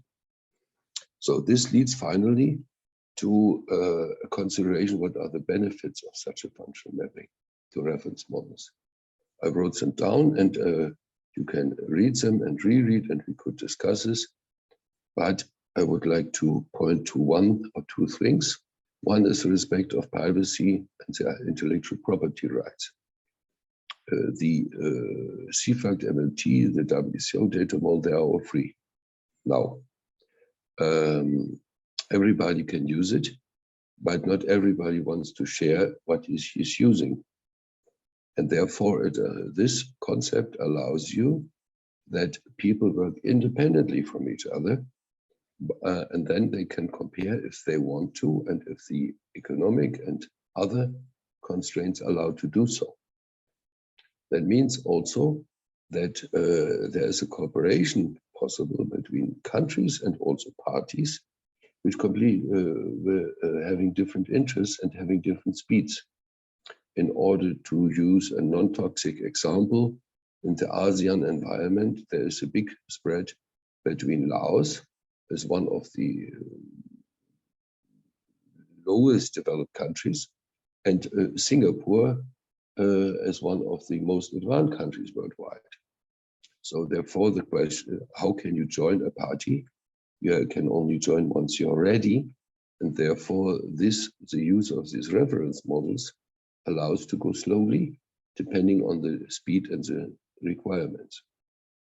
Another important aspect is that we have life cycle management. the IMO is ruling a part of the customs messages, is ruling a part of the maritime single window messages of the European Union, but they have a life cycle management. IMO, in the good old times of paper, updated their standards once in 3 years, now per year. The European customs data model updated up to 3 times a year in the past 8 years, whilst we are working with this. For this, we also can expect that eFTI will have to provide updates. Therefore, how to find a way to manage the number of moving targets, and this is through these reference models. We could go in detail, but I think this is too much for now. On the right-hand side, you see the number of implementations, and I already also put into this picture the private activities, but also the international activities. The SIM and SGMS is important from the rail perspective, but we also have trader solutions, and we have private industry such as GS1 or to some extent also Fiata. And what we can do is to say from the Ukrainian side, there could be eFTI subsets. Every member state in the European Union is going forward with its national subsets. Regarding the maritime single window environment, there are formalities. Every member state in the European Union may have some specialities. eFTI is not different, and the same in principle applies for the European customs data model. That means to me that we can discuss how to be supportive and how to move ahead. And the following here is not only applicable to the Ukraine, it is applicable to everybody who wants to move ahead. And what I've learned is that we have many Ukrainian experts on this call. A few of them I already know, but also from other countries, as Kasim from Azerbaijan seems to be there. So they can develop their own eFTI subsets based on the eFTI common data set. And also, these are not developing countries, these are experts. They know the standards, and little help is needed. I think those who worked in this Grain Corridor project know this very well. So the customs data from the EU are publicly available. You can download them from a server. eFTI and MSW data are work in progress and not accessible for the moment. Therefore, it should be discussed how to make such data available for those countries who want to get connected. Therefore, I said it politically very correct here, I hope so at least, that the access to work in progress EU metadata would be very, very helpful for strengthening a cooperation. Yeah, that's it. Any questions?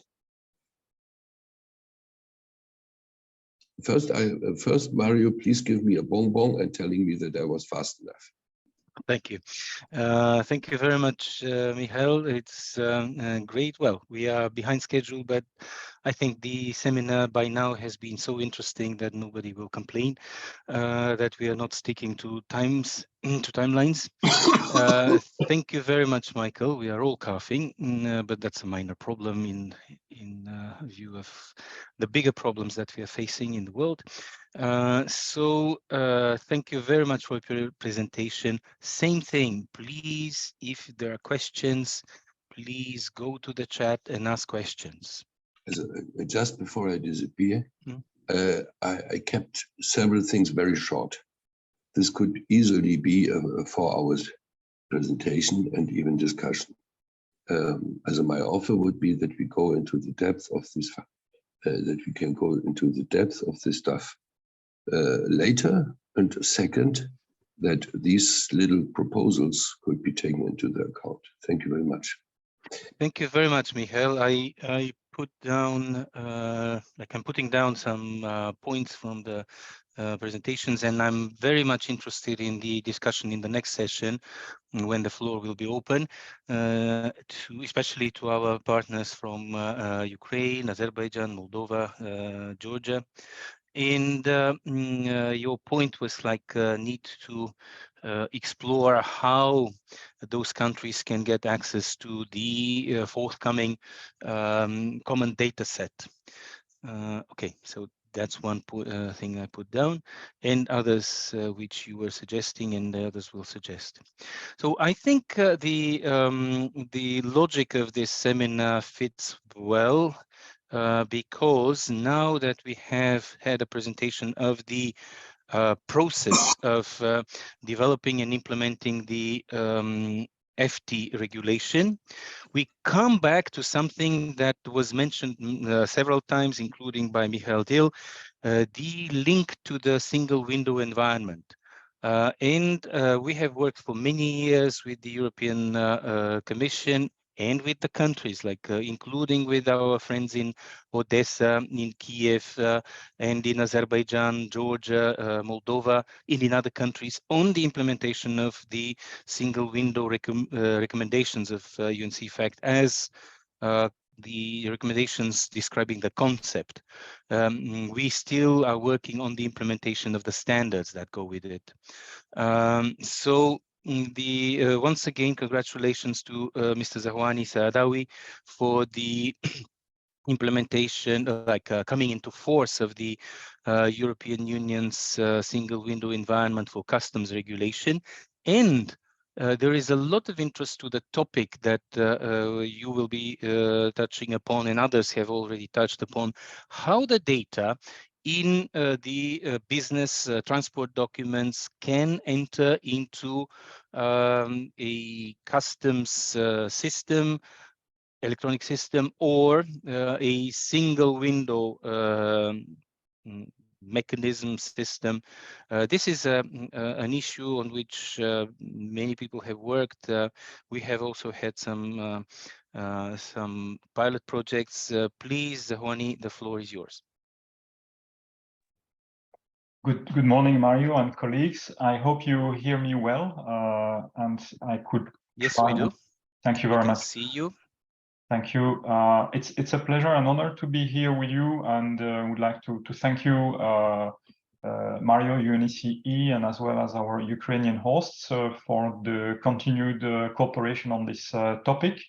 And I have had the privilege to also be in Ukraine, both in Kiev and Odessa, where we have progressed the discussions on the concept. As you have mentioned, the single window initiative on customs has reached a major milestone with the entry into force of the regulation. So now it is backed by legislation. It is part of the acquis communautaire, as Ms. Turk has mentioned, and so therefore part of the EU customs legislation. It has been a journey of many years. Along the journey, UNECE has been a key partner of TAXUD, of the European Commission, of our Director General dealing with customs, as well as CEFACT, and in particular yourself, Mario, and Sue Probert, Michael Dill colleagues, have been extremely helpful, guiding us and joining the different workshops. I would like, therefore, to share my screen and present a couple of slides about what the initiative is about. I hope you see it well. Yeah. The single window environment for customs, I think, had the opportunity to present to these seminars. I would like to mention the link with FT and how we intend to achieve that. We are in close cooperation with our colleagues from DG Move, the DG dealing with transport, and in particular with Lia Potek. The single window environment for customs, I think, in short, has several pillars. The first one is the so-called regulatory single window, which we name G2G. In the famous, one of the famous slides that Mario, you used to present on the concept of single window, it's really the first part of the egg at the heart of the single window. And then the second part is on the establishment of a single channel of communication, which we name B2G, business to government channel.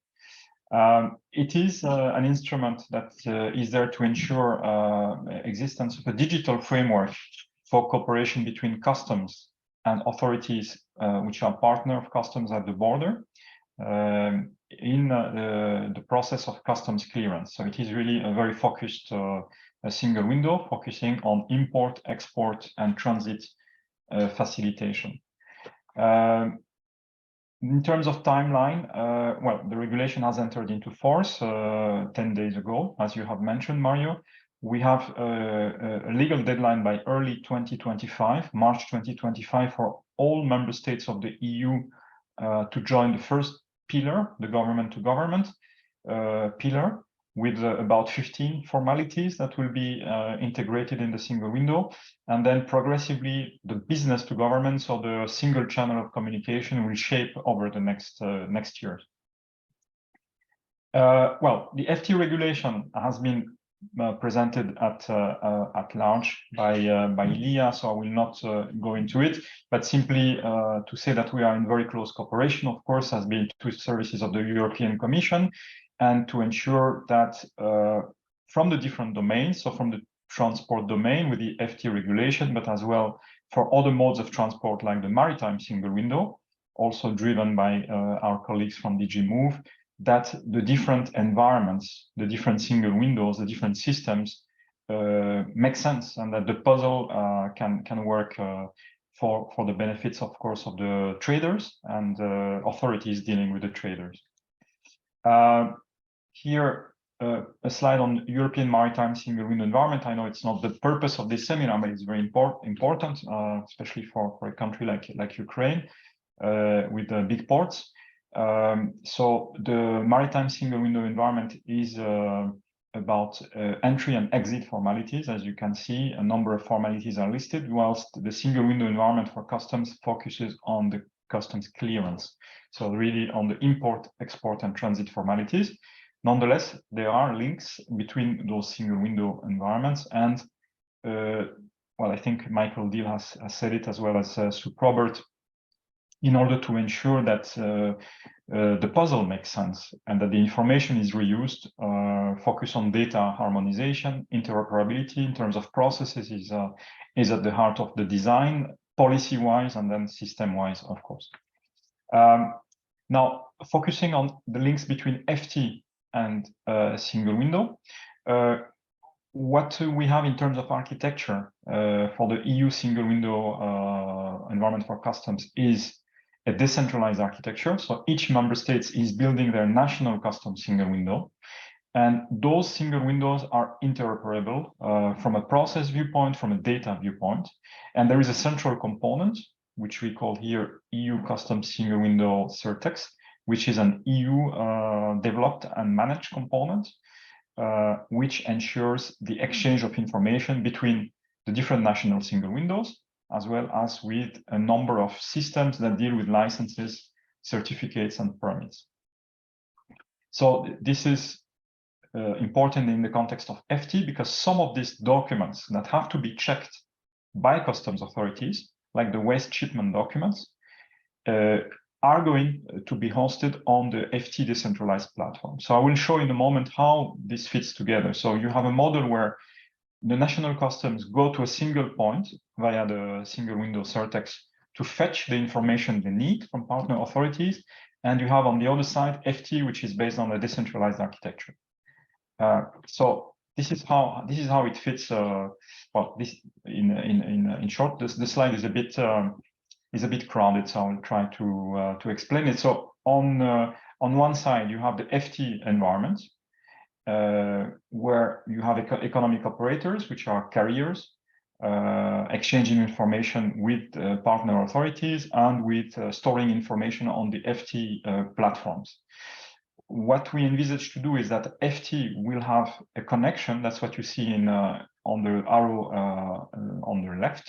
So FT will have a connection to a central system of the Commission, It's a database that is run by our colleagues from DG Environment, because it's a formality linked to environment policy. And from there, from the central database hosting the waste shipment documents, the Certex platform will make the link with national customs. So we have a mix of decentralized on the side of customs, then a single access point for customs to go and fetch the information they need from partner authorities via Certex. Then the Commission has a number of central databases, which we call EU databases. And then for a number of formalities which are relevant, pertinent, both for transport authorities and customs authorities, our vision is that those documents would also make it to a central database. So it's a little bit complex in terms of architecture, but it is, in our view, an optimal way to ensure that customs can have a single access to go and fetch this information, not having to go to, let's say, a decentralized a set of systems like eFTI directly. So this is our envisaged architecture. We are, of course, in the process of analyzing policy-wise, business-wise, which are the other transport documents stored on the eFTI platforms that are of interest to customs, and in particular, customs clearance. So whenever those documents are relevant to customs clearance, we envisage the single window customs model. So there is an access, a single access, and the information is retrieved. If the documents are pertinent to customs, but not in the clearance mode, so not to be checked in real time during the import, export, or transit, we foresee, of course, that customs authorities, like other authorities, can go directly on the eFTI platforms and check. So if there is a transporter that has a document and customs do a check, they can as well go to the eFTI platforms and retrieve the information and double check. Some of the key elements, of course, that we are discussing in the analysis with Leah and her teams is to reuse as much as possible the same data elements in the customs world. As Michael Deal has mentioned, and as well as Sue Probert, the customs data model is fundamental. And in there you have something like which is named the EORI number. So it's in short the acronym for Economic Operator Registration and Identification. So it's a database that allows to identify the traders established in the EU that deal with customs at import, export, and transit. It has now about 7 million traders, at least the last time I checked. And it is, in our view, very important if the EORI number can also be used by other authorities, transport authorities, when relevant, when it makes sense, when the documents like the waste shipment document is also to be checked by customs at some point. There is also this movement reference number, the MRN of the customs declaration, can also be used in the eFTI environment. So this is an ongoing analysis between the different experts in the teams, but of course, process alignment and data alignment are key in achieving interoperability, because the concept of single window is nice, but as you have seen, there is a multitude of single windows. And for good reasons, there cannot be one single window at the level of the EU that deals with all trader needs and formalities across the supply chain and with the different authorities. Coming back to the regulation on single window environment for customs, well, very glad that we could collectively achieve this major milestone of the entry into force. On the 12th of December, I put here the link to the regulation, which is part of the acquis communautaire. We have a bunch of training activities coming on the regulation on single window for customs. We will have e-learning modules. The first ones are under development, in particular for the import of fluorinated gases into the EU. And we will avail those, I believe, through the WCO learning platform. Happy to also have a link from the UNECE if you would wish so, Mario. And then from next year, we are preparing what we call the tertiary legislation. So it's the regulation is a framework, and then we need to work on implementing and delegated acts, in particular to explain which data elements are to be exchanged between the different authorities at the border. This is what I wanted to share with you. I, on purpose, was brief because I think it's a bit the privilege to intervene towards the end of the morning, because the colleagues have mentioned key elements and concepts that allow us to build those different initiatives in a coordinated manner in a very, very complex environment. Thank you very much, Mario, again, and happy to address questions when it comes to the Q&A session. Thank you. Thank you very much. Thank you very much, Zahwani, for joining our seminar. As always, very good, brief and up to the point presentation, and it fits very well in the whole logic. Like, this is just a seminar to open up and like awareness raising, and then we will go further, as several speakers have mentioned very positively. I would like to respond to your suggestion that we work on e-learning platforms. Very interesting. Let us think about it and see how we can combine our efforts with our partners in the countries that are present, Ukraine and the other countries, and also with other development partners. But especially, like, very much ready to work with the European Commission. Now I have had a message that we have missed by 10 minutes the time for the break, and if we can go on, the interpreters have to take a breath. So my question, especially to the interpreters, is whether we can have one more presentation as planned, and then have a break of 15 minutes, and then the comments from the floor session. Is it possible to have one more presentation from our Ukrainian expert, Inessa? Yes, we're waiting the answer. Russian interpreter, okay. Okay. I hope the Ukrainian interpreter can be fine as well. So, one more, yes? Yeah, one more presentation, then we will have break and then discussion. Yes, thank you. I was thinking that these breaks on the online sessions can be omitted, but apparently this is not the case. We have to respect the interpreters.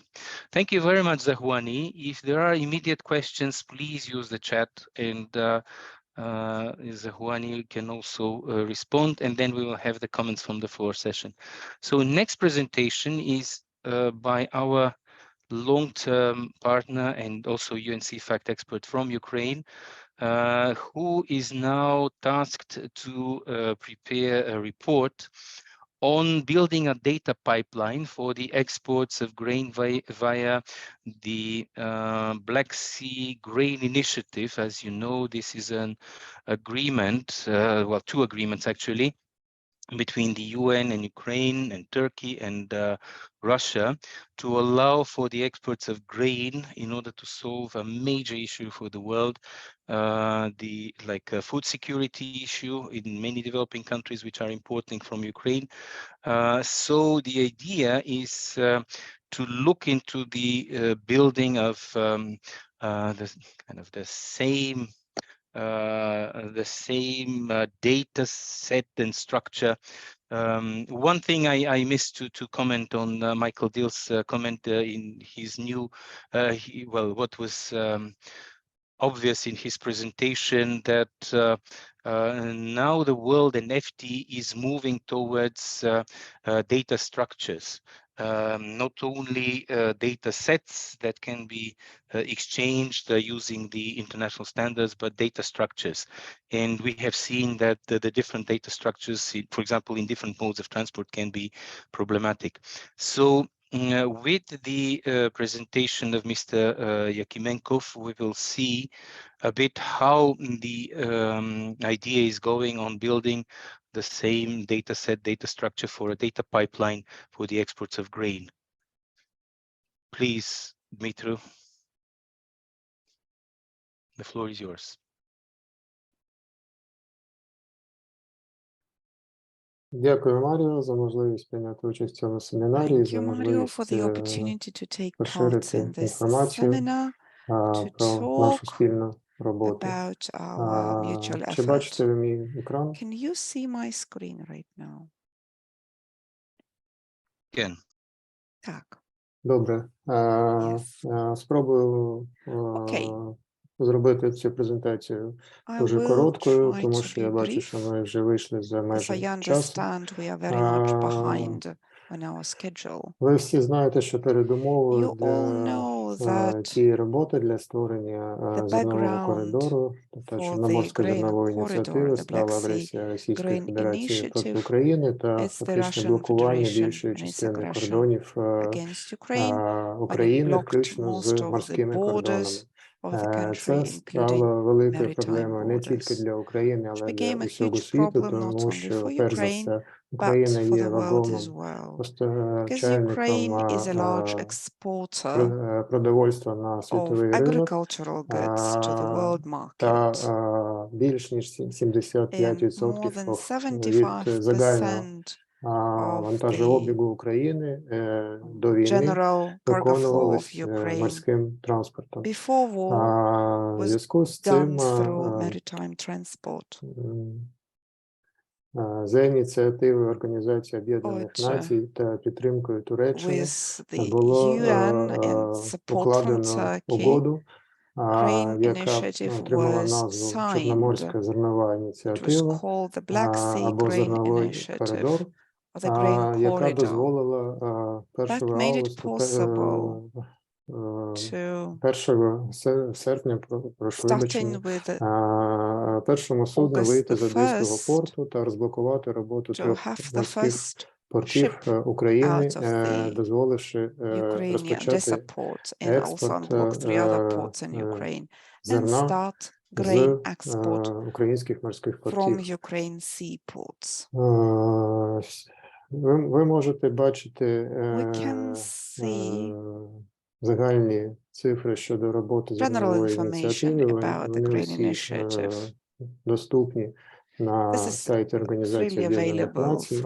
Маємо відзначити, що більш ніж 14,5 мільйонів тонн зерна було експортовано загалом з початку роботи зернової ініціативи. Нагадаю, що вона почала працювати з 1 серпня. Тобто це становить майже чверть від загального вантажообігу зерна, який виконувала Україна до початку війни, працюючи у нормальному режимі. Концепція конвеєрів даних, яку було запропоновано застосувати на цьому зерновому коридорі, це концепція CEFACT, яка має вже досить давню історію. Вона базується на основних чинниках, про які вже багато разів говорили експерти, які виступали переді мною, але ключові елементи цієї концепції – це можливість передачі даних між видами транспорту та юрисдикціями без необхідності їх повторного введення або повторного надання. Дані використовуються один раз, дані використовуються з того місця, де вони створюються. Таким чином цей конвейер даних слугує як єдина інформаційна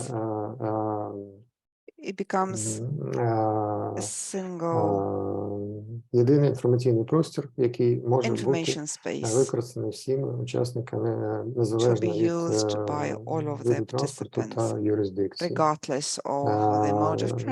цьому екрані ви маєте змогу бачити загальний бізнес-процес, який використовується наразі для експорту зерна з використанням зернового коридору. through the grain corridor. Задіяно 3 види транспорту. Це we have 3 kinds of автодорожний transports: транспорт, залізничний road, транспорт та морський rail, транспорт. and При maritime. цьому порти використовуються Ports are used як хаби, які as виконують функції зміни юрисдикції як з точки зору національної юрисдикції, так і з точки зору виду транспорту. Ми зупинимося на цьому трошки пізніше, більш докладно. Цей слайд важливий з точки зору розуміння методики, яка використовувалась для аналізу ступені прийняття стандартів на різних видах транспорту та на різних інформаційних системах, що застосовуються. Це цитата з 2006 рекомендації UNECE яка показує різні ступені прийняття стандартів для забезпечення національної сумісності. По видам транспорту. Автодорожний транспорт наразі демонструє дуже добрі результати з точки зору прийняття стандартів завдяки проєкту, який наразі виконується Міністерством інфраструктури України та Міністерством цифрової трансформації за підтримкою USAID та UKAID. Цей проєкт направлений на створення внутрішньої автомобільної накладної eFTI та можна констатувати, що друга редакція цієї системи наразі є сумісною з моделлю даних для мультимодального транспорту UNECE та профілем для автомобільної накладної eCMR. And with eCMR. Залізничний транспорт. Наразі внутрішня імплементація залізничної накладної не базується на стандартах UNECE. В той же час електронні повідомлення, які використовуються для міжнародного сполучення та базуються на документах організації з сертифікації залізниць, documents presupposed by rail cooperation є побудованими на базі стандарту UNECE EDIFACT і повною мірою імплементують цей стандарт. Також треба відзначити, що паперові екземпляри внутрішніх накладних, які використовуються для перевезення, а також електронні версії повідомлень eFTI в форматі EDIFACT були в попередніх дослідженнях експертами CEFACT в повною мірою співставлені з моделлю даних UNECE для мультимодального транспорту та можуть використовуватись для можливості передачі даних через цифровий транспортний коридор. Морські порти. Імплементація систем портового співтовариства в Україні, зокрема ЄСПС, базується на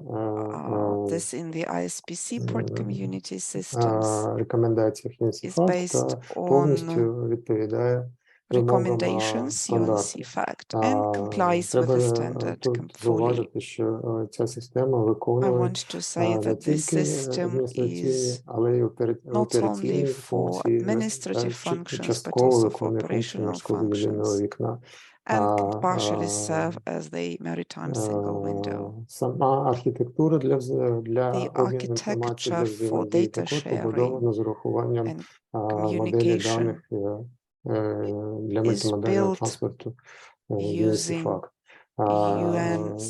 Морське перевезення, яке регулюється вимогами щодо морського єдиного вікна, тут можна в якості зразка навести прототип щодо українського морського єдиного вікна, який реалізовано у відповідності як до вимог стандарту UNECE та that is профілю based on the UN Всесвітньої CEFACT. морської організації для морського єдиного вікна, а також у відповідності до вимог до європейського середовища морського єдиного вікна і повністю відповідає вимогам refers to the European Union's цих maritime стандартів. single window environment and is compliant with the Митне оформлення, як So вже customs clearance. казали спікери, які виступали до мене, базуються на моделі даних Всесвітньої таможенної організації, та національна імплементація є консистентною з цим стандартом. UNECE пропонує зі свого боку ієрархію моделей даних, включаючи модель даних крос-кордонної взаємодії, including the trans-border cooperation. RDM. Ця модель даних дозволяє виконати співставлення даних транспортних документів до митних та навпаки, що вже було використано в попередніх дослідженнях експертами CEFACT, то також може бути використано на транспортному коридорі, про який ми говоримо. Також варто відзначити важливий для зернового транспортного коридору фітосанітарний сертифікат. Тут треба відзначити зміни в національному законодавстві, які дозволяють виконувати оформлення цих сертифікатів в Україні в електронному вигляді. Та створення електронного реєстру таких сертифікатів. Також треба відзначити, що Україна приєдналась до проєкту IPPC eFTI як зареєстрований учасник. Цей проєкт реалізується в межах Організації обмеження даних та повною мірою імплементує стандарт щодо електронного взаємодії та форматів даних. Також паперова форма фітосанітарного сертифікату теж була повністю представлена експертами CEFACT з моделлю даних та може бути використана для передачі даних для трансформації їх у коридорі. Що касається трансформації даних в межах основного бізнес-процесу, як вже казав в передніх слайдах, порт виконує дві функції. Порт виконує функції трансформації виду транспорту, наприклад, залізничного в морський або автомобільного морський, і також порт виконує функцію трансформації юрисдикції. Ці дві важливі функції імплементуються шляхом трансформації даних з одного транспортного документу в інший, але, як я покажу пізніше, в цьому місці трансформації даних також виникають декілька проблем, які потрібно вирішувати. Це ілюстрація однієї з таких проблем, наприклад, ідентифікації сторони контракту або сторони перевезення. Це залізнична накладна, яка ідентифікує отримувача як Одеський порт, адміністрація Одеського порту, використовуючи національний ідентифікатор організацій та підприємств, який є сумісним з міжнародними класифікаторами. Але фактичним отримувачем є морський термінал, який розташований в морському порту Одеси. І він не ідентифікується за національними або міжнародними кодами, але указується в текстовому вигляді у цьому документі. mentioned Ідентифікація name. виконується за внутрішніми класифікаторами залізниці, Is які, done на жаль, using неможливо internal використовувати для classifiers of the railway, трансформації which даних can't be used навіть to між transfer видами data транспорту even from one mode of transport в to межах однієї країни, another one within one country. також неможливо їх використовувати для can't be трансформації used даних to транскордонного transfer перевезення. data Також треба in transborder зробити тут зауваження, transshipments. що фактичний отримувач вантажу, який знаходиться наприклад, в Турції або в іншій країні, не вказано у цьому транспортному документі. Це важливо з точки зору цього бізнес-процесу. Також іншу проблему, яку я хочу тут показати, теж на прикладі залізничної накладної, це ідентифікація крузу. Ідентифікація вантажу, який використовується також внутрішній класифікатор залізниці. ЄТСНВ. На жаль, для міжнародного транспортування, а також для багатьох випадків внутрішнього транспортування вантажу потрібен інший класифікатор УКТВ, який є повністю гармонізованим з міжнародним класифікатором, за який відповідає Всесвітня митна організація, ECHES, Harmonized System. Він є гармонізований до 8-го знаку. Тому це теж потребує трансформації даних в ручному режимі. На цьому слайді я хотів показати одну з головних проблем, яку ми змогли виявити в цьому дослідженні, це фрагментація транспортного коридору, в якому, зокрема, в морському порту та на інших фрагментах цього перевезення відбувається заміна постачальника та відправника, заміна деяких класифікаторів, що унеможливлює передачу даних між документами без ручного співставлення цих даних.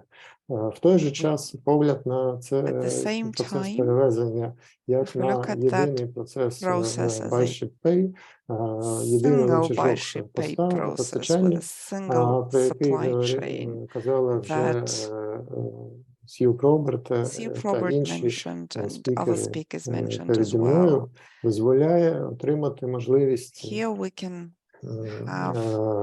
оформлення цих документів як пов'язаного між собою інформаційного повідомлення. І це дозволило би вирішити цю проблему фрагментації.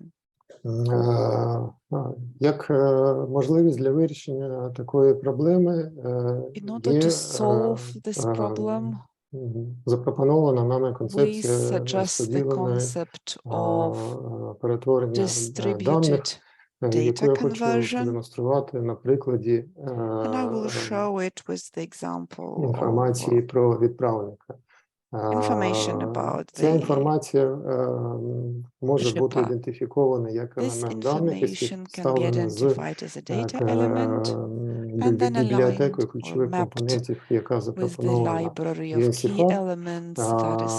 та може бути ідентифікована у різних документах різного виду транспорту, як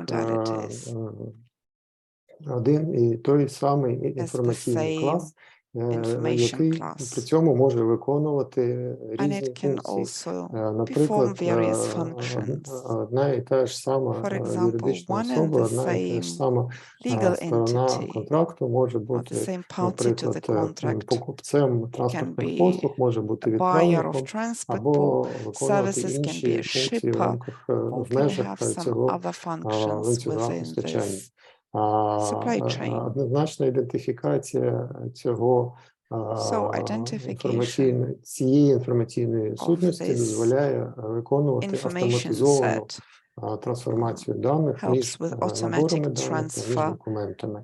of Така імплементація datasets and розподіленої documents. трансформації Such може бути distributed виконана data conversion з використанням існуючих can be done інформаційних систем using the і existing information за рахунок systems створення розподілених by конвертерів, creating які можуть distributed бути створені converters безпосередньо that can be created володільцями цих інформаційних систем, що by забезпечить those who довіру own до those якості information трансформації systems, цих даних which та will ensure пришвидшить їх trust імплементацію. to the Як datasets розвиток and цієї their концепції implementations. можна навести приклади And we вже can here існуючих speak of the проєктів, які existing реалізуються в тому projects числі that Організації are Об'єднаних Націй та Європейської економічної done комісії. by Зокрема, це перехід від EC документів and до by наборів UN, даних та просторів transferring даних. documents to Це datasets and програмні dataspaces. інтерфейси, These are які program генеруються interfaces безпосередньо з that моделей даних. Це that are дуже generated важливий from data аспект models. використання децентралізованих It's a very important thing to be ідентифікаторів та used облікових in даних, які decentralized можуть бути identifiers перевірені and that data that can для be заміни verified звичних вже електронних підписів, які change the наразі є electronic signatures that незламною перепоною для are now an нормальної obstacle роботи for транскордонної smooth взаємодії, work of тому що вони transborder вимагають cooperation because they need вирішення питань довіри на рівні they are all lingering наддержавному on рівні, this і ці питання, на trust жаль, issues дуже довго and it all takes погоджуються та lots of вирішуються. time Такі розподілені to approve ідентифікатори and та agree. облікові дані, які можуть And бути such перевірені, дозволяють distributed вирішити це питання вже сьогодні. converters І can найкращим help solve these прикладом issues цього може бути right ситуація now. з An коронавірусом, example is the коли цей situation with виклик, який став coronavirus, when передустом, this challenge that продемонструвавши наявність people were політичної facing волі, showed дозволяє that дуже стислі political терміни will створити інформаційні can make системи, it які possible to забезпечують create обмін information такими розподіленими systems даними, very quickly які and повністю є довіреними, create this які можуть бути довіряти не тільки distributed data that's адміністрації, trusted, але й that can бізнесовій be сфері, used і by які забезпечують authorities, by необхідний рівень businesses, захисту персональних and даних that also і provide the необхідний рівень necessary довіри. protection for personal А data. також важливо тут зробити It is also акцент на important to ролі highlight держави the role of the state як тієї точки довіри, яка as гарантує of the сумісність і довіру до інформації, яка entity that розповсюджується guarantees при trust, транскордонному та мультимодальному trust to information перевезенні. that's spread В in якості transborder and рекомендацій я хотів би multimodal зазначити, що transshipments. вже продемонстрована модель Recommendations. даних UNECE наразі є This model єдиною функціонально UNECE was used, функціонально and it повною моделлю, яка може shows бути that it is використана як для functionally complete and can be передачі used даних між різними to видами transfer транспорту, так data і між from різними mode to mode юрисдикціями. and from jurisdiction to jurisdiction. Наразі головною проблемою The в principal obstacle функціонуванні in the use транспортного of коридору як this конвейеру даних transport є фрагментація цього corridor as a транспортного pipeline is процесу. the Погляд fragmentation of учасників the транспортного transport процесу на process and цей the процес перевезення як на attitude to this transportation деяку process кількість окремих перевезень, причому to it учасники не as знають to інформацію a про інші set of фрагменти цього stages перевезення. Тому where ця not all of the інформація не може participants бути are aware використана повною about мірою для all of the автоматизованої stages, передачі so між this сторонами. information В той же cannot be час fully used for для automatic вирішення цієї transfer to other проблеми є parties. вже At наявні the same інструменти, є вже time, we наявні already моделі have даних, tools to підходи, solve які these problems. дозволяють поглянути на The процес перевезення approaches як на єдину that can ланцюжок look постачання at та that as a об'єднати single ці роз'єднані supply фрагменти chain в єдиний, and bring together перш за these все, fragmented бізнес-процес, stages into a і, single по-друге, business process інформаційний and процес, also при into якому учасники informational перевезення process будуть where all of the виконувати різні ролі, participants але will have various трансформувати ці ролі в межах roles, єдиної моделі but these даних. roles will be Таким чином, transformed within this model. інформаційна система транспортного So the коридору або коридор informational Information System, про system, яку this говорив transport вже corridor Руді informational Хемелес system в своїй that Rudy презентації, може бути mentioned in his найкращим рішенням, presentation яке can be the best гармонізує вимоги solution і to очікування harmonize всіх сторін, які задіяні expectations and у ланцюжку requirements поставок. along Таке the рішення supply може бути chain. построєне вже This на базі існуючих solution систем, які can be вже using the existing працюють systems that на already цьому work коридорі, within this pipeline, зокрема на тих, які демонструють високий basically рівень прийняття using стандартів. those where alignment with standards is Хочу high. відмітити також I also want велику to say важливість how important it регуляції is eFTI як to найбільш use eFTI оптимальної regulation моделі as the best model, однорангових інформаційних систем, які one-level об'єднані information systems єдиним that набором are вимог до цих brought систем together by a та single set of забезпечують requirements to the можливість systems реалізації транскордонної взаємодії, and make transborder вирівнюючи communication такі possible, вимоги як для бізнесових, так і для working державних both структур, for businesses and for незалежно від їх authorities, юрисдикцій та видів regardless of транспорту. jurisdiction or mode of Також transport. важливою є роль держави It та is also наддержавних important агентств to understand в the role of побудові governments and такої government інформаційної agencies системи для in транспортного the коридору.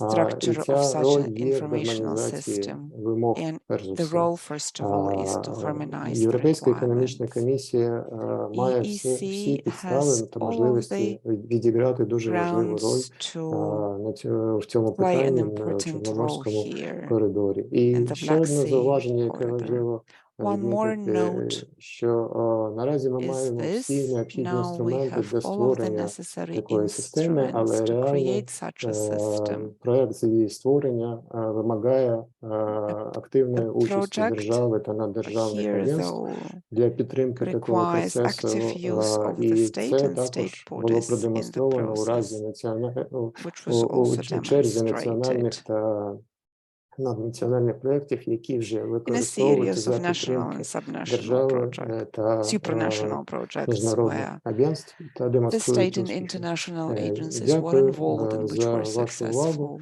Якщо є Thank you якісь for your запитання, буду attention. If радий you на have них any відповісти. questions to Дякую. me, I will be happy to answer them later. Thank you very much, Mr. Yakimenkov. Again, the same thing. If you have immediate questions, please send them on the chat. We are very much behind schedule, like 40 minutes behind schedule, but promise is promise. Let us have a break until, for 15 plus minutes until the hour in Geneva and Central Europe, like Brussels, Berlin. It will be 12 o'clock and probably 1 o'clock in Ukraine and further in the other countries. So we will start the open floor session in 17 minutes at the hour. The moderator of the next session will be Mr. Alexander Fyodorov from Ukraine. Thank you, Dmitro, who was speaking from Odessa. Thanks for organizing yourself all for our partners from Ukraine so that they can participate regardless of the electricity breaks and all the other problems. Thank you very much for this discussion. I have here comments that I receive over various means for recommendations, and we had them in the speeches. But let us focus in the next session what can be useful for the recommendations, and obviously we can go beyond the time schedule if this is possible for the organizers. So thank you very much. Let's have a break for for 16 minutes until the hour. Thanks.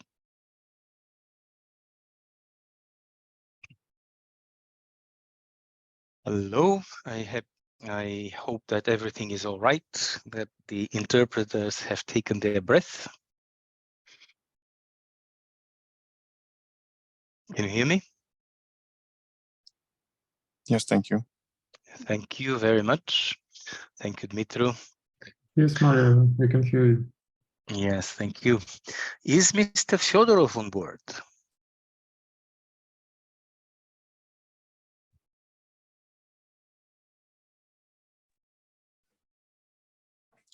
Yes, Mario. Oh, wonderful. Thank you very much wonderful. for being as precise as switch watches. I'll try to shift to another computer and we shall start without the delay our next session. So I'll leave the next session in your hands. Thank you. Yes, thanks.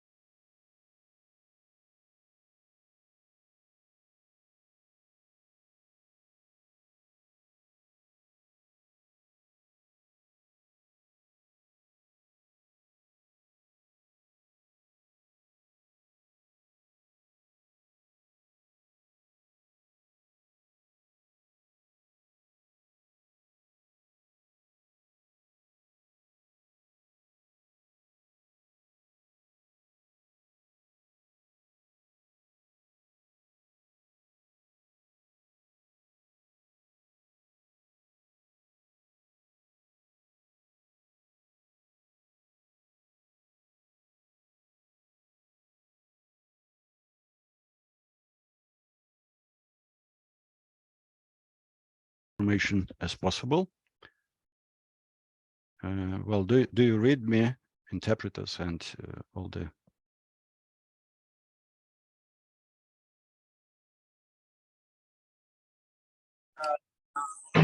Yes, you can hear me. Okay, thank you so much, Mr. Platonov. Well, thank you very much for all the participants, starting with Elizabeth, Deputy Chair of the Customs Service of Ukraine, and of course, our best friends, whom I haven't seen for too long time, Leah Potek, as well as Ms. Yup Robert, as Rudy Hemeles, Mikhail Dil, and of course, Zahlani, as well as Dmitry Akimenkov, though he's still here in Ukraine, in Odessa, but nevertheless, we haven't seen each other for a long time. Well, it's a great pleasure for us to be here with you today and to have our session after we have listened to and looked to the presentation of our colleagues from European Union, CEFACT, UNECE, as well as independent experts from the TLF. I would like to announce that we have today also one more presenter from the TLF. This is Riho Wedler. But before we start our session on comments from the floor, where Ukrainian regulatory agencies and the business community, as well as representatives of Eastern Partner countries discuss and perhaps to ask question to the speakers, to myself perhaps, I would like to share with you some of my researches and my report and presentation, just to make this as a hint, to make our conversation and all explanations more visible and more enriched with some relevant information that dated some 10 or even more years ago. I would like to just show you a couple of slides, and then I'll pass the floor to Reicho. I hope that all of you have electricity, not likewise me. I don't have electricity since 10:30, but nevertheless, we try to manage and to overcome all these obstacles and barriers. I'd like to share the demonstration and to make it in brief. Could you see it? Well, this presentation was made in the year of 2011 on the biennial session of the UNECE Executive Committee, and the proposals from this presentation were the constituent part of the action plan of the UNECE for the next 5 years, as well as it was taken. These proposals were taken with the European Commission, and we see the outcomes that we have today. This is European Union Maritime Single Window, as well as Customs Single Window environment for European Union, and of course eFTI regulation that was to some extent previewed by me too many years ago, and I'm very glad that the views and the outcome are so magic and majestic and so significant outcomes we have from the European Union community, as well as from the experts of the UN CEFACT and UNECE. Well, I will not take a long time talking about the cross-border obstacles. We know it perfectly well, and this was the basis for development of such kind of ideas and things, what to do and how to manage an extra quick and smooth, fluent movement of goods via the borders, especially not within one economy such as European Union, but in between the European Union and adjacent countries, with different economies and with different economic unions. It was based on the vision and based on the buy-ship pay model from that very time, on the international trade transaction, and starting from the producer, seller, buyer, consignor, and so on through the whole supply chain. We just focused out on the barriers that the consignment envisages on the border while crossing the border.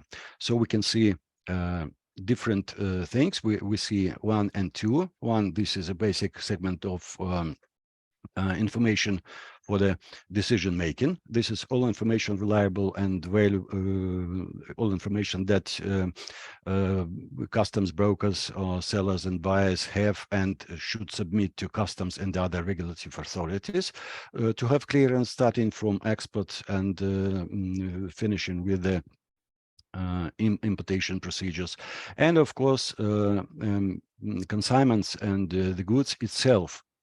And the idea was that the information reliable and information that is required by all these organs should be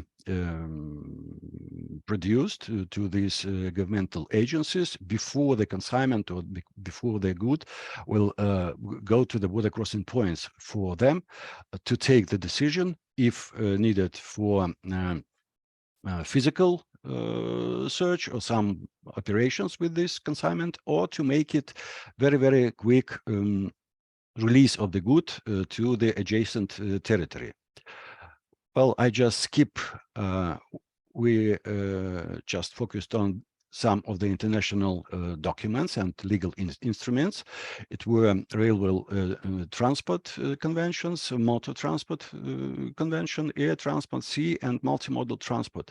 And of course, we just lined out that not all these conventions has as their instrument an electronic document. Only some of the conventions for that time, it was in 2011, I just reiterate, envisaged such a possibility, because at the moment when the consignment arrives to the border, a lot of different public regulations are being enforced, and all agencies start their work, not before the arrival, but at the border. So this is a time-consuming procedures, and of course we know about these bottlenecks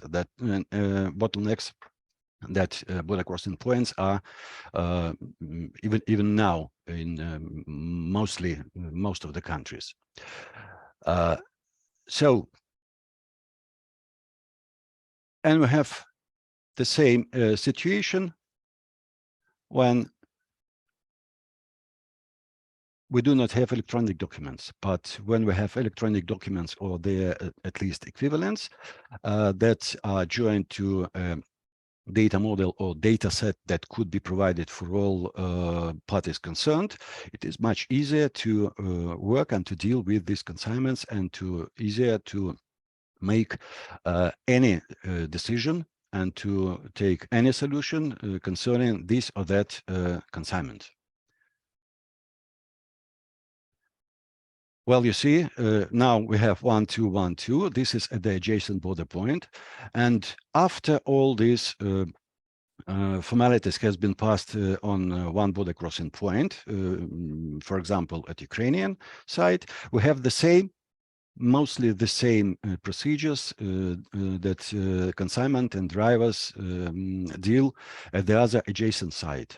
So it was proposed to make border crossing points and joint control, just to make it much easier and at least twice as quick as possible, just to make a shift, to take decision and to look through all information available on the consignment and to take decision and to make all necessary actions on this consignment or on this truck.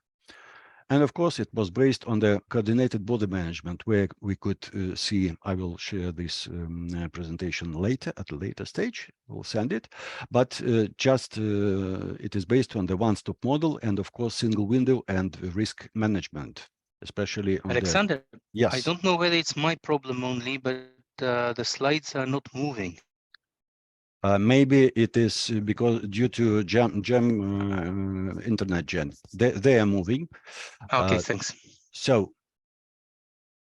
and I just stop on it, and I would like to pass the floor to Riho, and then we will discuss all these issues related to eFTI, customs single window environment for European customs, as well as other related topics that we are dealing today.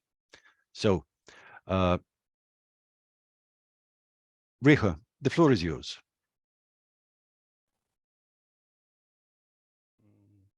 One moment, please.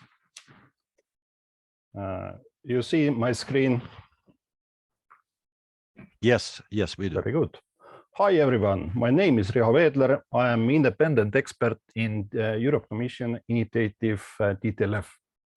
In my presentation, I will describe one possible approach to the digitalization of the transport. It's also an input to the Europe Commission, to the member state and all countries around the world. I can say that suggested approach supports already today eIDAS2, a European digital wallet and European digital identity wallet in the theoretical level. One moment. Today, eFTI main focus to transport electronic documents and electronic signature. But if we move to the future, then there are many types of documents what need to be digitalized. Business licenses, insurances, special permits, and so on. If speak about data exchange between countries, then there are three main architecture models: centralized model, hybrid federated model, and decentralized model. Of course, decentralized model, most preferable model, as it contains single point of failure. Also, experience from telecom solutions showed that decentralized model with solution is the earliest way to create resilient services. Now, question from competent authority side: how we can control the decentralized model? We have two possible options: use completely decentralized model, as you see in this slide in left side, or use decentralized model with central control components. Central components can be, in this case, tax, custom agency, police, and so on. But if we move to the global level, then we can say that decentralized architecture the earliest possible approach. If put the previous information to levels, then we have three levels: national or country level, European Union level, and global level. In national or country level and European Union level, we can use decentralized model or decentralized model with central control components. But in global level, of course, decentralized model. If we speak about data exchange between business to business and business to government in logistics, then recommended model, in this case, verifiable credential data exchange model. If we dig deeper to this model, then let's move through this model on base example in road transport context. In slide in point 1 and 2, driver create data set and add electronic signature. System save data to encrypted container and create container unique identifier as verifiable credential. In point 3, issuer or holder write required data to verifiable data registry. In write, issuer or holder share with registry verifiable credential, schema of data set, who is the holder and who is the issuer. If police control the truck, the driver present to competent authority verifiable credential and encrypted container if required. In point 5, police can verify presented data on base verifiable credential with verifiable data registry. If put verifiable credential data exchange model to eFTI regulation, it's fit perfectly. Issuer, economic operator, holder, eFTI service provider, or technically eFTI platform. Verifier, authority access point. eFTI gate can offer verifiable data registry service. If we put this model into the process, business to business, then warehouse in load present verifiable credential to the truck driver. Truck driver can verify the data and save it to smart wallet, digital wallet, smartphone, digital wallet. Same happen in unload. Good to say that data will be exchanged even if there no internet connection, what happened today often even in Ukraine. Just not possible in this case verify with verifiable data registry. As you see in the slide, everything works also in multimodal transport context. Still, if we need to use paper documents, then we can print verifiable credential to paper document and competent authority can make validation process on basis who is the issuer, who holder, it's valid document or not.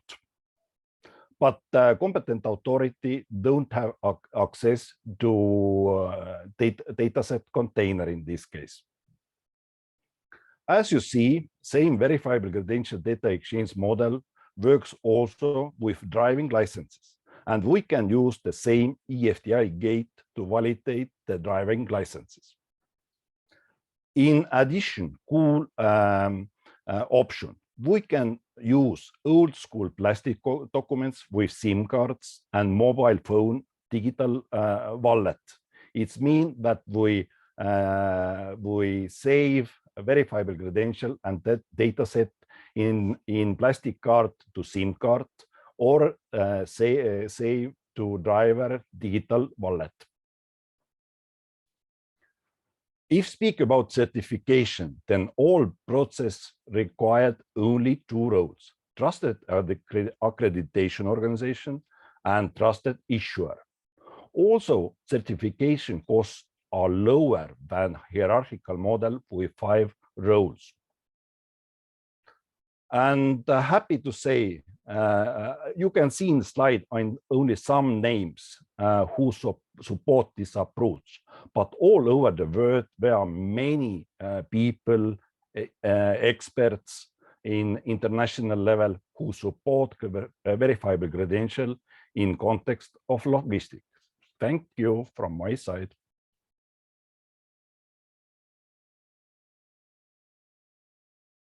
Very fast presentation.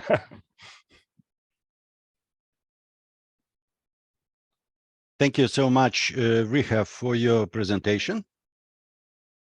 It is a good input to our webinar of today.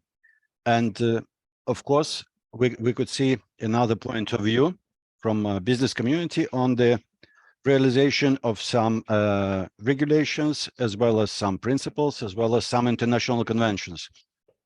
I mean the additional protocol to ECMR convention. And it is very useful for both parts, because we say business to customs, or customs to business, and government to business, as well as business to business. Correct. Of course, it is very, very necessary, and it is very sensible issue to have a balance between the needs and between demands. And of course, the best solution could be found in such a webinars, sharing opinion, in sharing experiences of all sides involved and all experts possible involved to such a discussion. This is why we have our panel. And of course, it would be very interesting, as well as for me and for you, just to reiterate about all these issues and questions that we have looked through today. And to say that it is a great step forward from the government authorities to business to have a mutual and common approach on the electronic freight transport information. And of course, we have seen in Leah's presentation action plan for further implementation. Because from the point of view of businesses, and I today also represent to some extent business, it is very interesting where concretely shall we have the data set, and not only eFTI regulation data set, but European Maritime Single Window data set, as well as single window for customs on the new regulation data set, because and customs code, the regulation and customs code, as well as all regulations dealing with eFTI, as well as maritime single window, state that the data set shall be as small as possible and sufficient for governmental agencies to take their decisions and to make solutions. Not to be cumbersome neither for businesses nor for governmental authorities. And this is the perfect thing. And of course, I would like to ask representatives of business community and governmental authorities of Ukraine their opinion and their points of view on this matter that we have today. Because we have an agreement between Ukraine and European Union, and we have certain obligations to implement regulations, and we have action plan. Do we need to make amendment to this action plan in view of this new regulation? Do we need to make as soon as possible all translations of these legal instruments to be in line with, especially according to the situation that we have here? We need consignments, we need goods to cross borders as quick as possible, as seamless and smooth as possible. And of course, being based on the security issues primarily, because we are in the state of war.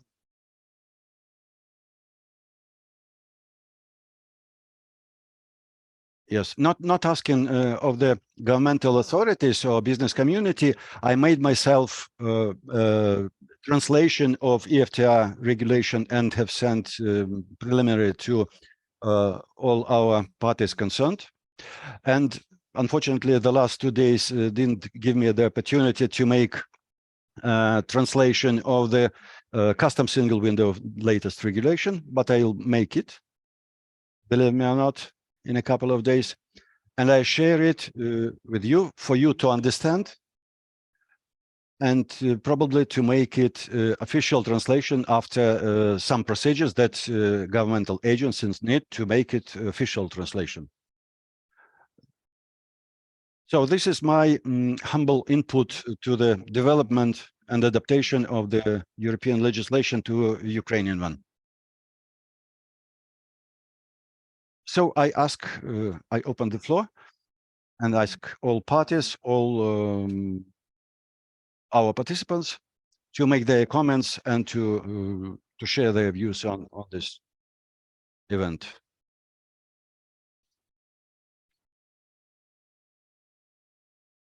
Thank you.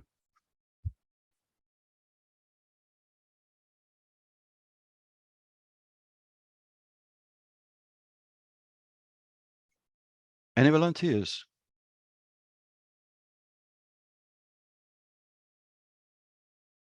Well, I can see that there are representatives of Eastern.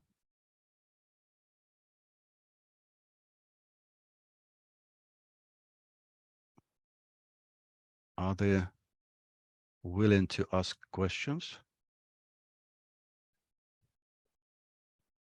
Yeah, unfortunately, I was speaking into Russian channel instead of English one. Yeah. Any volunteers to Here's one question or two questions, I think, in the chat. Thank you, Sue. Thank you, Sue. Yeah, in the chat. I read. In the question answer session. And there are some already answered, so it might be good to review those as a starting point. Yes, well, I think that it would be wise to start reading questions from the very starting issues and then to come smoothly to the latest ones. So, Sue, very glad to hear you and to see you today. So, how can you comment on this seminar, and could you propose some proposals to make some proposals on the further development on these issues that we looking through today. Thank you, Alexander. Yes, well, I think our host here, or the organizer, Mario Apostolov, has got some suggestions for some recommendations. I think we should look at those. That would be my first recommendation, and see how we feel about that. Also, I think that the way the organization of the seminar has been put together has taken us forward in a very logical way. And I thank very much everybody for their contributions. But really now it's down to implementation and comments. But when I look at the question and answer sessions, I think we have we have an interesting question from Maria Teresa Pisani, who leads the trade facilitation section of UNECE trade division. And I think there is another question that has not yet been answered from a name I'm sorry I can't pronounce, but it's in Russian, I think, but you can translate that for us. So I think let's start with these first two questions, and then Mario, maybe he can go through his recommendations. Is that okay, Mario? Yes. Well, the question from Maria Teresa was to Zahwani, if he's still there. Yes, Mario, I'm still there. I hope you hear me well. Yes. So I put some elements of answer to the colleague. So her question was how to coordinate among European Commission and UNECE, CEFACT. I think that coordination happens at different levels.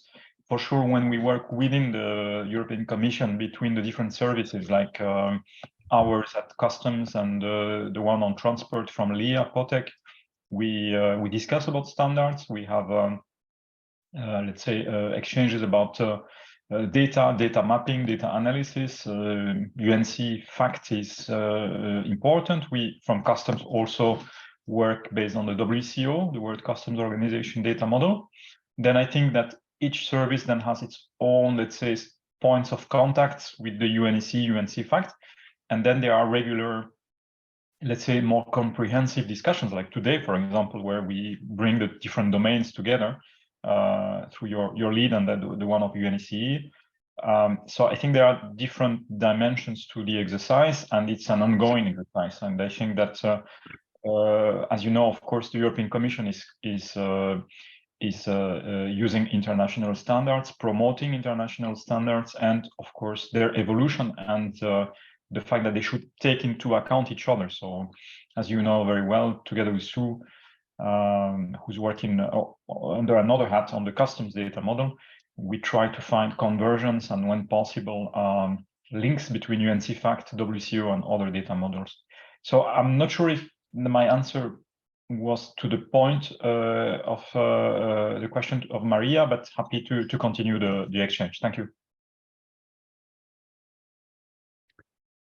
Thank you, Mr. Zahwani. Well, we hope that that it was an explanation, rather good explanation on the question, and we have one more question from Mr. Yuri Tavlzhansky. Well, it is in Ukrainian, and okay. Well, now, as far as I know, in Ukraine, all parties involved and all participants of the transport of goods by trucks, they're mentioned in the electronic houseway bill. They have the right to look through the information in the houseway bill at any stage of the transport operation. And Mr. Tolzansky says that perhaps it would be wise to allow to the information in airway bill by other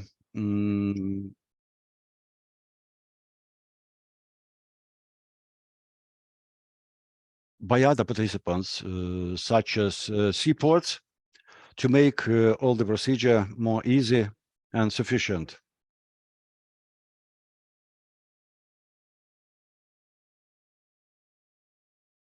And visible, yes, as well. Yes. Well, I see Monsieur Probot hand. Monsieur, the floor is yours, please. Thank you, Alexander. I think that's a very helpful question from Yuri, and I think it takes us to a rather pertinent question, an important point that was mentioned in our presentations, and that is for the last 2 years, we have been contributing to the UN Trade and Transport COVID supporting project for paperless exchange of data. And that work led us to compare the data from the regulatory bills of lading or consignment notes in the different modes of transport. And we have come up with a matrix of the data that's shared between them. This is available, and this work could be taken further in the next times to harmonize even better the concepts and data across the different modes of transport. But this can be a way that can make it much easier to share such data amongst the participants. Thank you. Thank you. Thank you so much, Ms. Probot.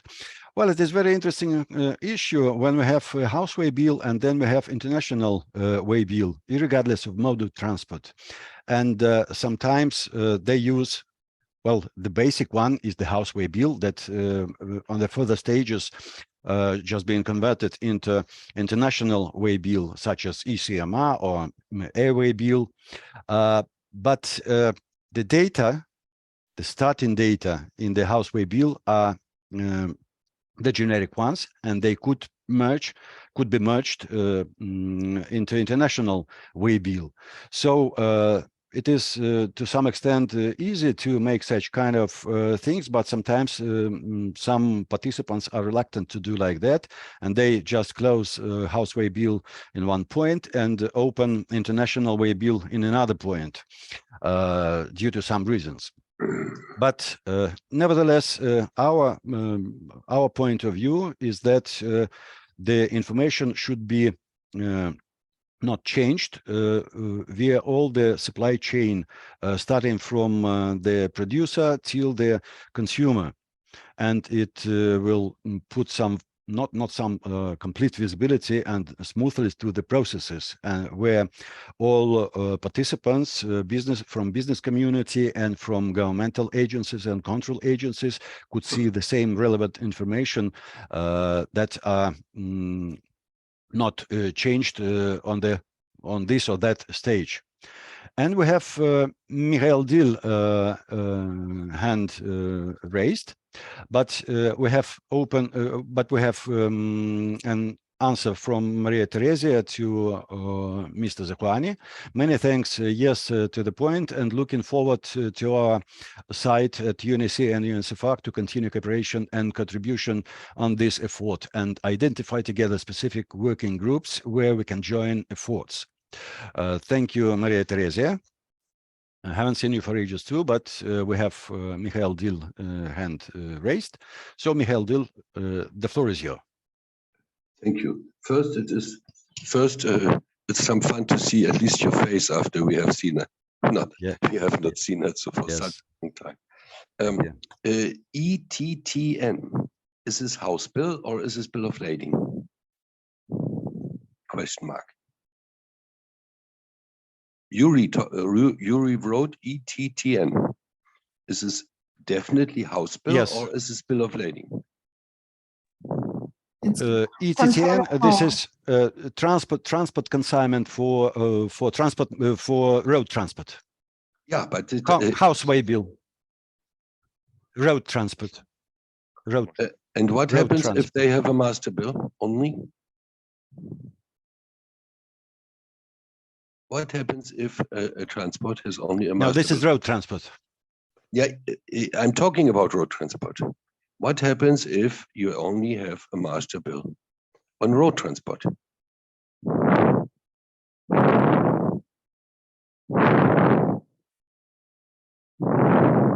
Just let us ask Yuri on his point of view, because in speaking it is easier to understand and to share experience.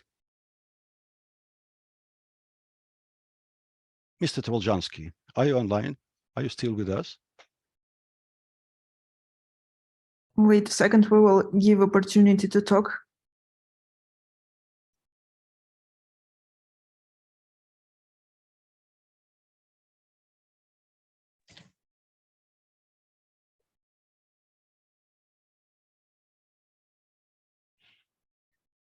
Yuri, just raise your hand and they will give you.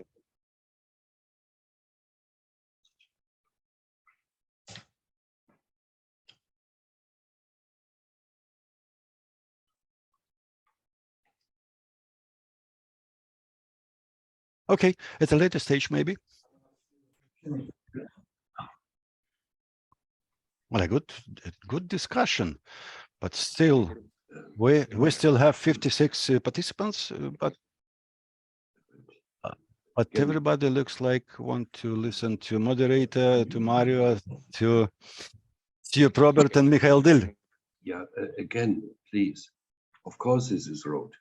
UCMR is road, but is this a bill of lading in general, or is it specifically a house bill? In many cases, the carrier only has with him a master bill of lading. That's why this was my question. It's not about road.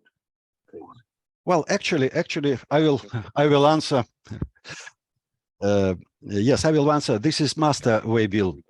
This is master way bill, on the basis of which could be made any consignment note. Airway bill, road, railway, or even sea, or even at sea. So this is the basis for any of these consignment notes and way bills. Seaway bill, ocean way bill, etc. This is the basics. This is information reflecting what is in the truck for the time being. This is a number of boxes. This is the nature of goods. This is the weight of this cargo. This is some parametric of the truck being transported, all these goods for special road services and for charging. And this is basic information for preparing even the customs declaration for export.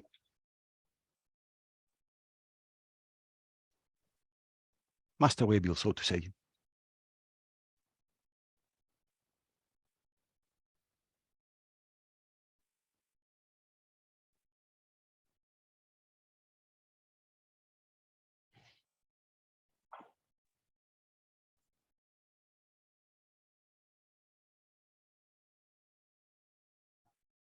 Юрій написав, це дорожна накладна, про що ми і говорили. Exactly, that's what Yuri mentioned. That's the roadway bill. That's what we talked about.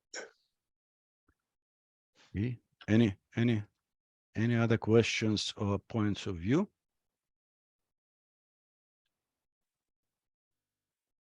Well, I cannot believe that no other points of views. Well, actually, I would reiterate, and I would like to say that if we have environment, English, yes, okay. This is the basis to create an environment. I mean, the regulations, eFTI, custom single window, European custom single window, as well as maritime single window. And of course, all deliverables of UNECE and UNECE CEFACT that we have on the table. This is a very good basis to make a smooth information exchange between different stakeholders of the process, starting from consignee and consignor, or perhaps even the producer of these goods, and ending with the final consumer of the goods. And it is a very, very good base to be implemented in real life, not only in European Union, but in all adjacent countries, as well as in all contracting parties to all conventions, transport conventions, I mean, that we have. And of course, it was a great job that has been done by hundreds of specialists to make such documents as eFTI regulation, as well as single window in maritime transport, as well as in road transport, and a specific one within the customs service. So I've just sent via chat my presentations in English and in Russian, and the text to these presentations, as well as I've sent my translation into Ukrainian language eFTI regulation. And I have some remarks from the organizers that we already are out of our time. So I have to just roll down and to pass the floor to Mr. Mario Apostolov, perhaps on the recommendations and some proposals to the participants of our webinar. Well, it was a great honor for me to be with you today, to listen to great speakers, and well, to be one of the participants to share our experience and opinion on the on this event. So, Mr. Apostolov, the floor is yours, and we will be closing our webinar. Thank you so much to everybody.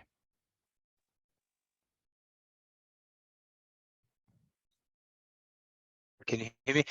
Thank you very much, Mr. Fedorov, for these remarks and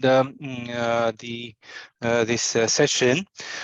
In the preparations of this seminar, well, first of all, this seminar was recorded, so it can be made available to all the participants and for possibilities for further interaction.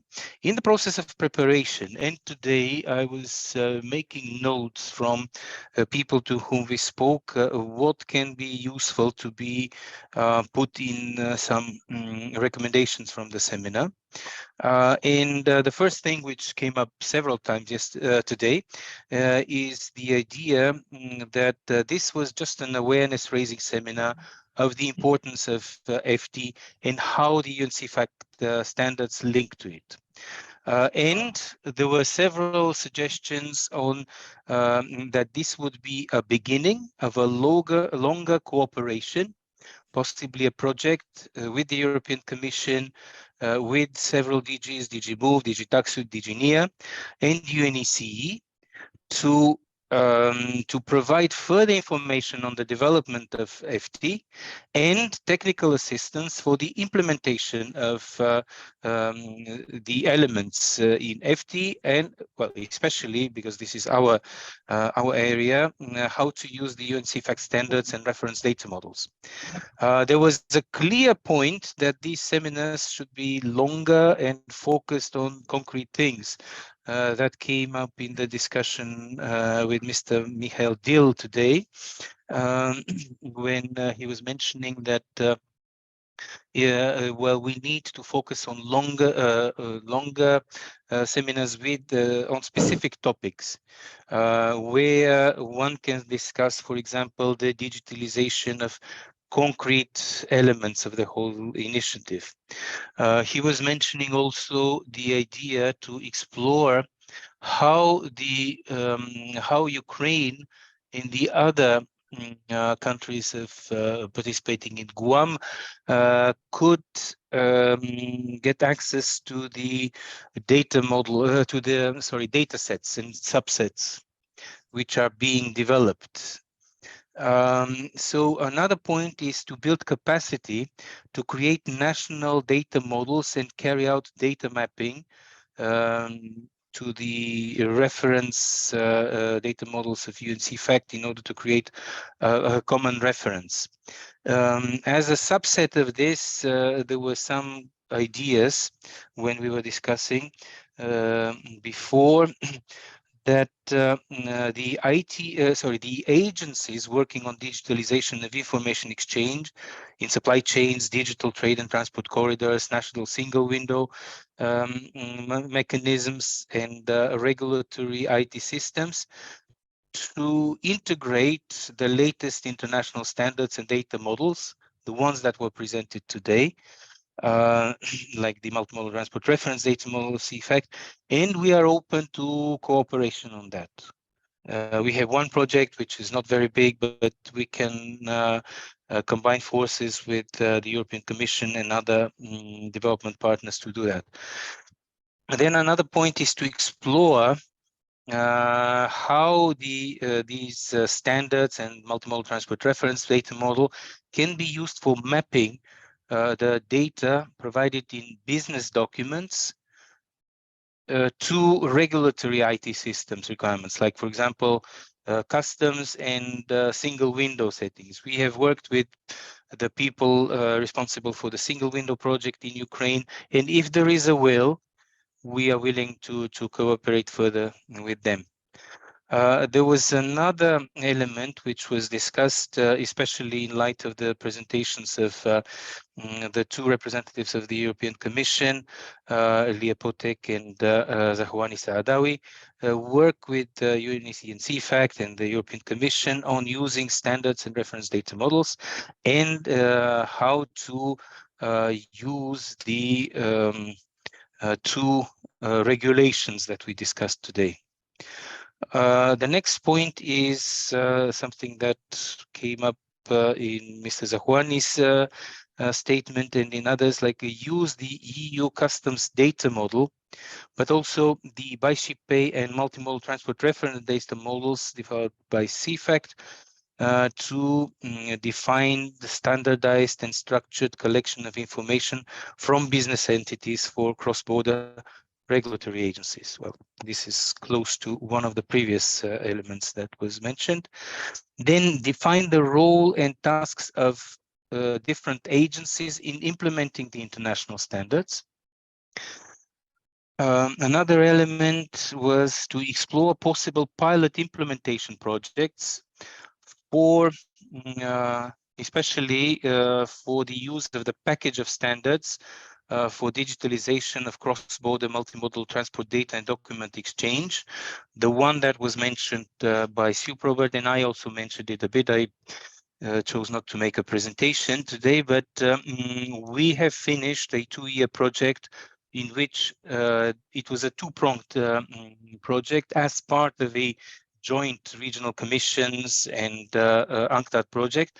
It was a two-pronged project, segment of the project. On the one hand, update existing standards and tools supporting those standards, like data sets, data structures, data schemas, to use that package to support concrete elements, concrete pilot projects to implement multimodal and cross-sectoral data exchange, help develop and further implement the international standards, data sets and subsets.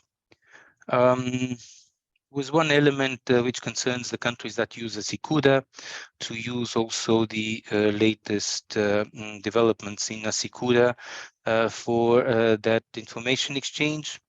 And the last big element which I received during the seminar by email, organize follow-up meetings of all interested partners from both the public and private sectors, hybrid or virtual, in 2023 and following years to review progress. Let me just see, because I didn't translate everything.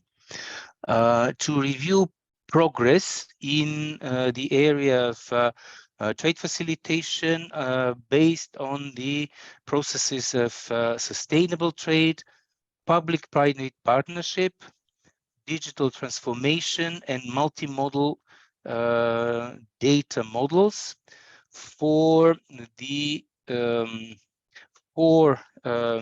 movement of goods along supply chains. Anything else that I missed? Well, there are some more detailed elements which I marked here. There is a need for harmonizing regulation on sharing data with the European Union, and the need to harmonize data sharing itself. And wherever we can, we will help. I will put these suggestions in a more structured way, and we can exchange them with some key stakeholders. But the main thing that came up in the discussions coming to this seminar is that this is just an awareness raising, and we have to deepen the cooperation, basically in terms of pilot projects, wherever we can. And the other element that we can, that we should discuss with the European Commission, how we can deepen the collaboration with them, because the interest of Ukraine and the other countries is in that sphere. Also, I see that there are some of our long-standing partners in Azerbaijan, in the other countries.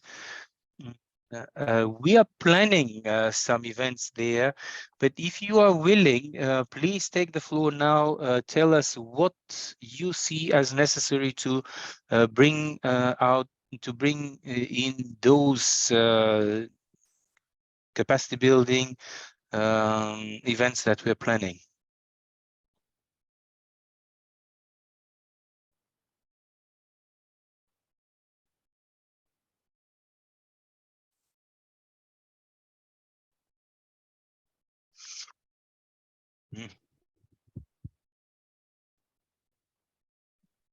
Yeah, it's high time to draw the line.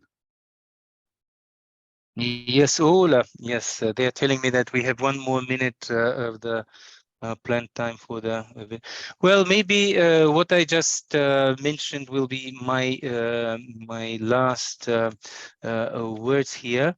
And many thanks to the speakers, interpreters, to Inessa Olegovna, our host who organized this seminar, and Mr. Fedorov for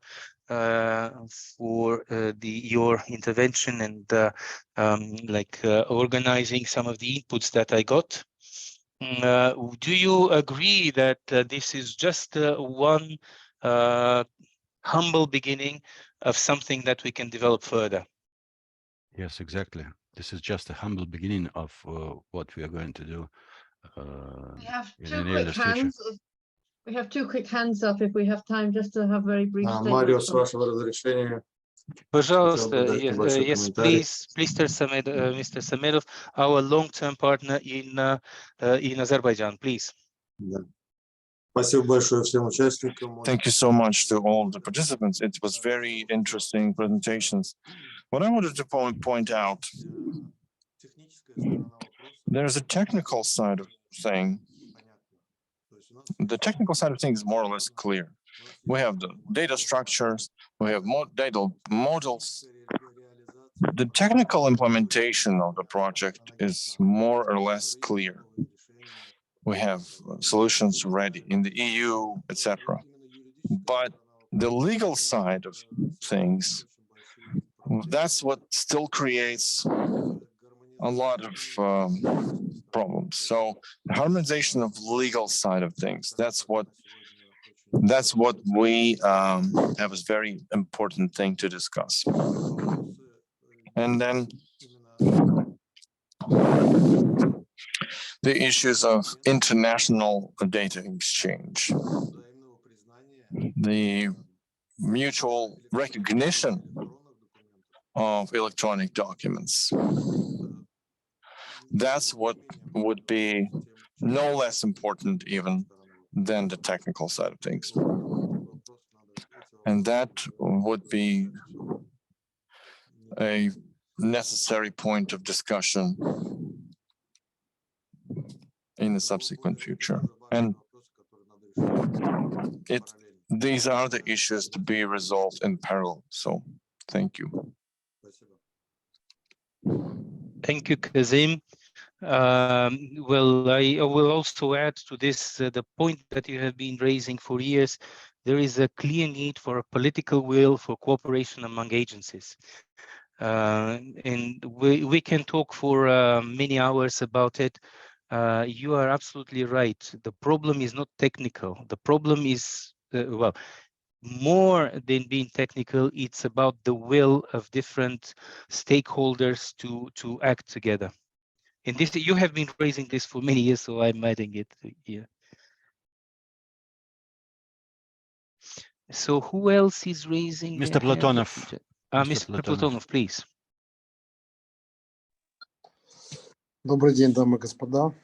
Hello, ladies and gentlemen.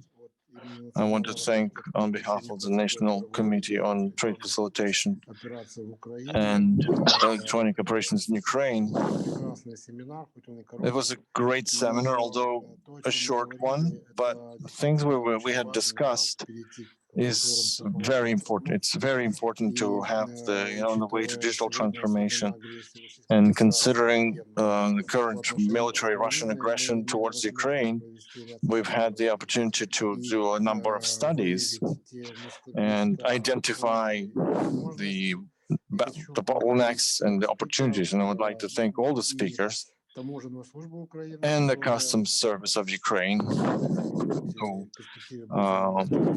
will be taking the major part in this process, and hoping that starting from the next year, we will start a long-term fruitful cooperation in issues of trade facilitation, digital transformation, since Ukraine has fully implemented the trade facilitation procedures by joining the political will within the Guam Secretariat. There's a big work being done together, which will give us the opportunity to practically apply a number of electronic documents without waiting for some global changes, and at least to have all the CEFACT products livable, workable, because we have two aspects in the documents. The recommendations are answering the questions of public-private partnership, the issues of international cooperation, and also cooperation in data processing centers of private and public ownership. So thank you so much, everybody, for this webinar, and especially to Elizabeth Turk, who managed to join in today and open this meeting, and also all the interesting speakers and participants who responded to the call. Thank you, and hopefully see you next year.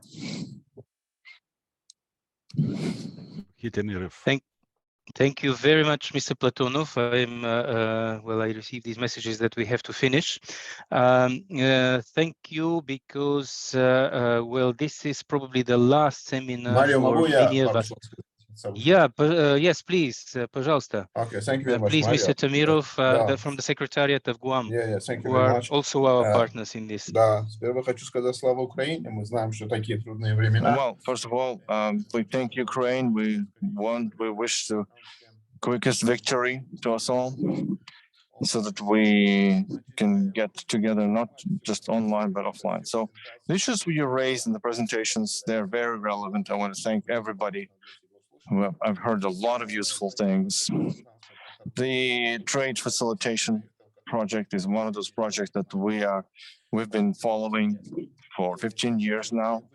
And all of our colleagues, you, Mario, participated in the issues that we're discussing. They're super pertinent. And at the end of last month, we had a conference, a joint meeting of a work group, transport, and our guys from the customs, so that we can try and join these documents. And we arrived at the conclusion that probably we need to work towards creating the data corridor, as what Mr. Platonov said. And and our partner from Azerbaijan said regarding the legal aspects. It's been 10 years now that we started the project regarding the mutual recognition of electronic signatures. So we started this project. We had a round table at the secretary, but unfortunately we couldn't move because there were too many problematic issues that had to be resolved. So I understand, as the previous speaker said, regarding the pandemic catching us unawares, and we started to pay attention to this electronic documents and electronic documents data exchange.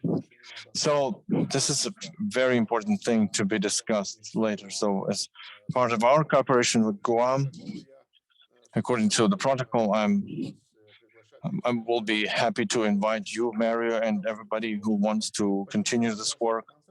Why I was waiting for the end without saying anything, I wanted to hear everything. And I want to express the joint opinion with our colleague that we're very interested in all of you discussing. Despite the fact that it's a seminar for Ukraine, we have worked together with the organizers. We invited everybody who wanted to participate. I know that many of my colleagues are participating. Those who joined in from Ukraine due to conditions, their internet connection sometimes is broken and the electricity and the situation is difficult, but still it's so important, such an important work. Thank you very much for this opportunity. And let's meet next year. Let's create together all the necessary conditions for doing business, including our organization. The data exchange is seamless and smooth. And we have all the guidance we need.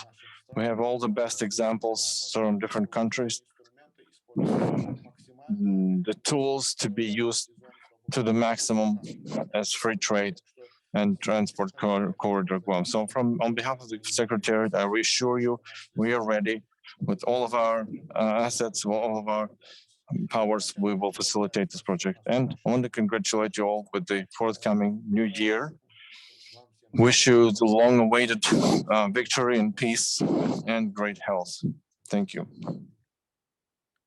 Thank you, Sabuhi. Well, I want to share well the same wishes for a very very happy, peaceful, and successful next year. And just one remark on what you were saying. We were discussing a lot the possibility to cooperate on digitalization of information along supply chains, different settings, etc. This seminar and the presentations of the FTA regulation, but also the single window for customs regulation, they give us a certain direction because we are not just talking, we are seeing how the standards and tools that we were discussing can be used in practice to have practical implementation. So the things that we have been planning and discussing and agreeing to cooperate on digitalization, let us look forward to see how we can develop pilot projects. I also see many other people on the list of participants, including people from the other organization, Trasica, with whom we also have kind of a lot of discussions and agreement on cooperation.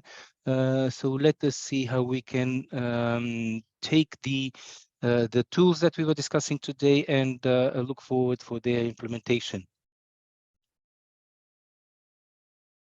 For understandable reason, the FTA regulation is of high importance for the not only for Ukraine but also for the other countries.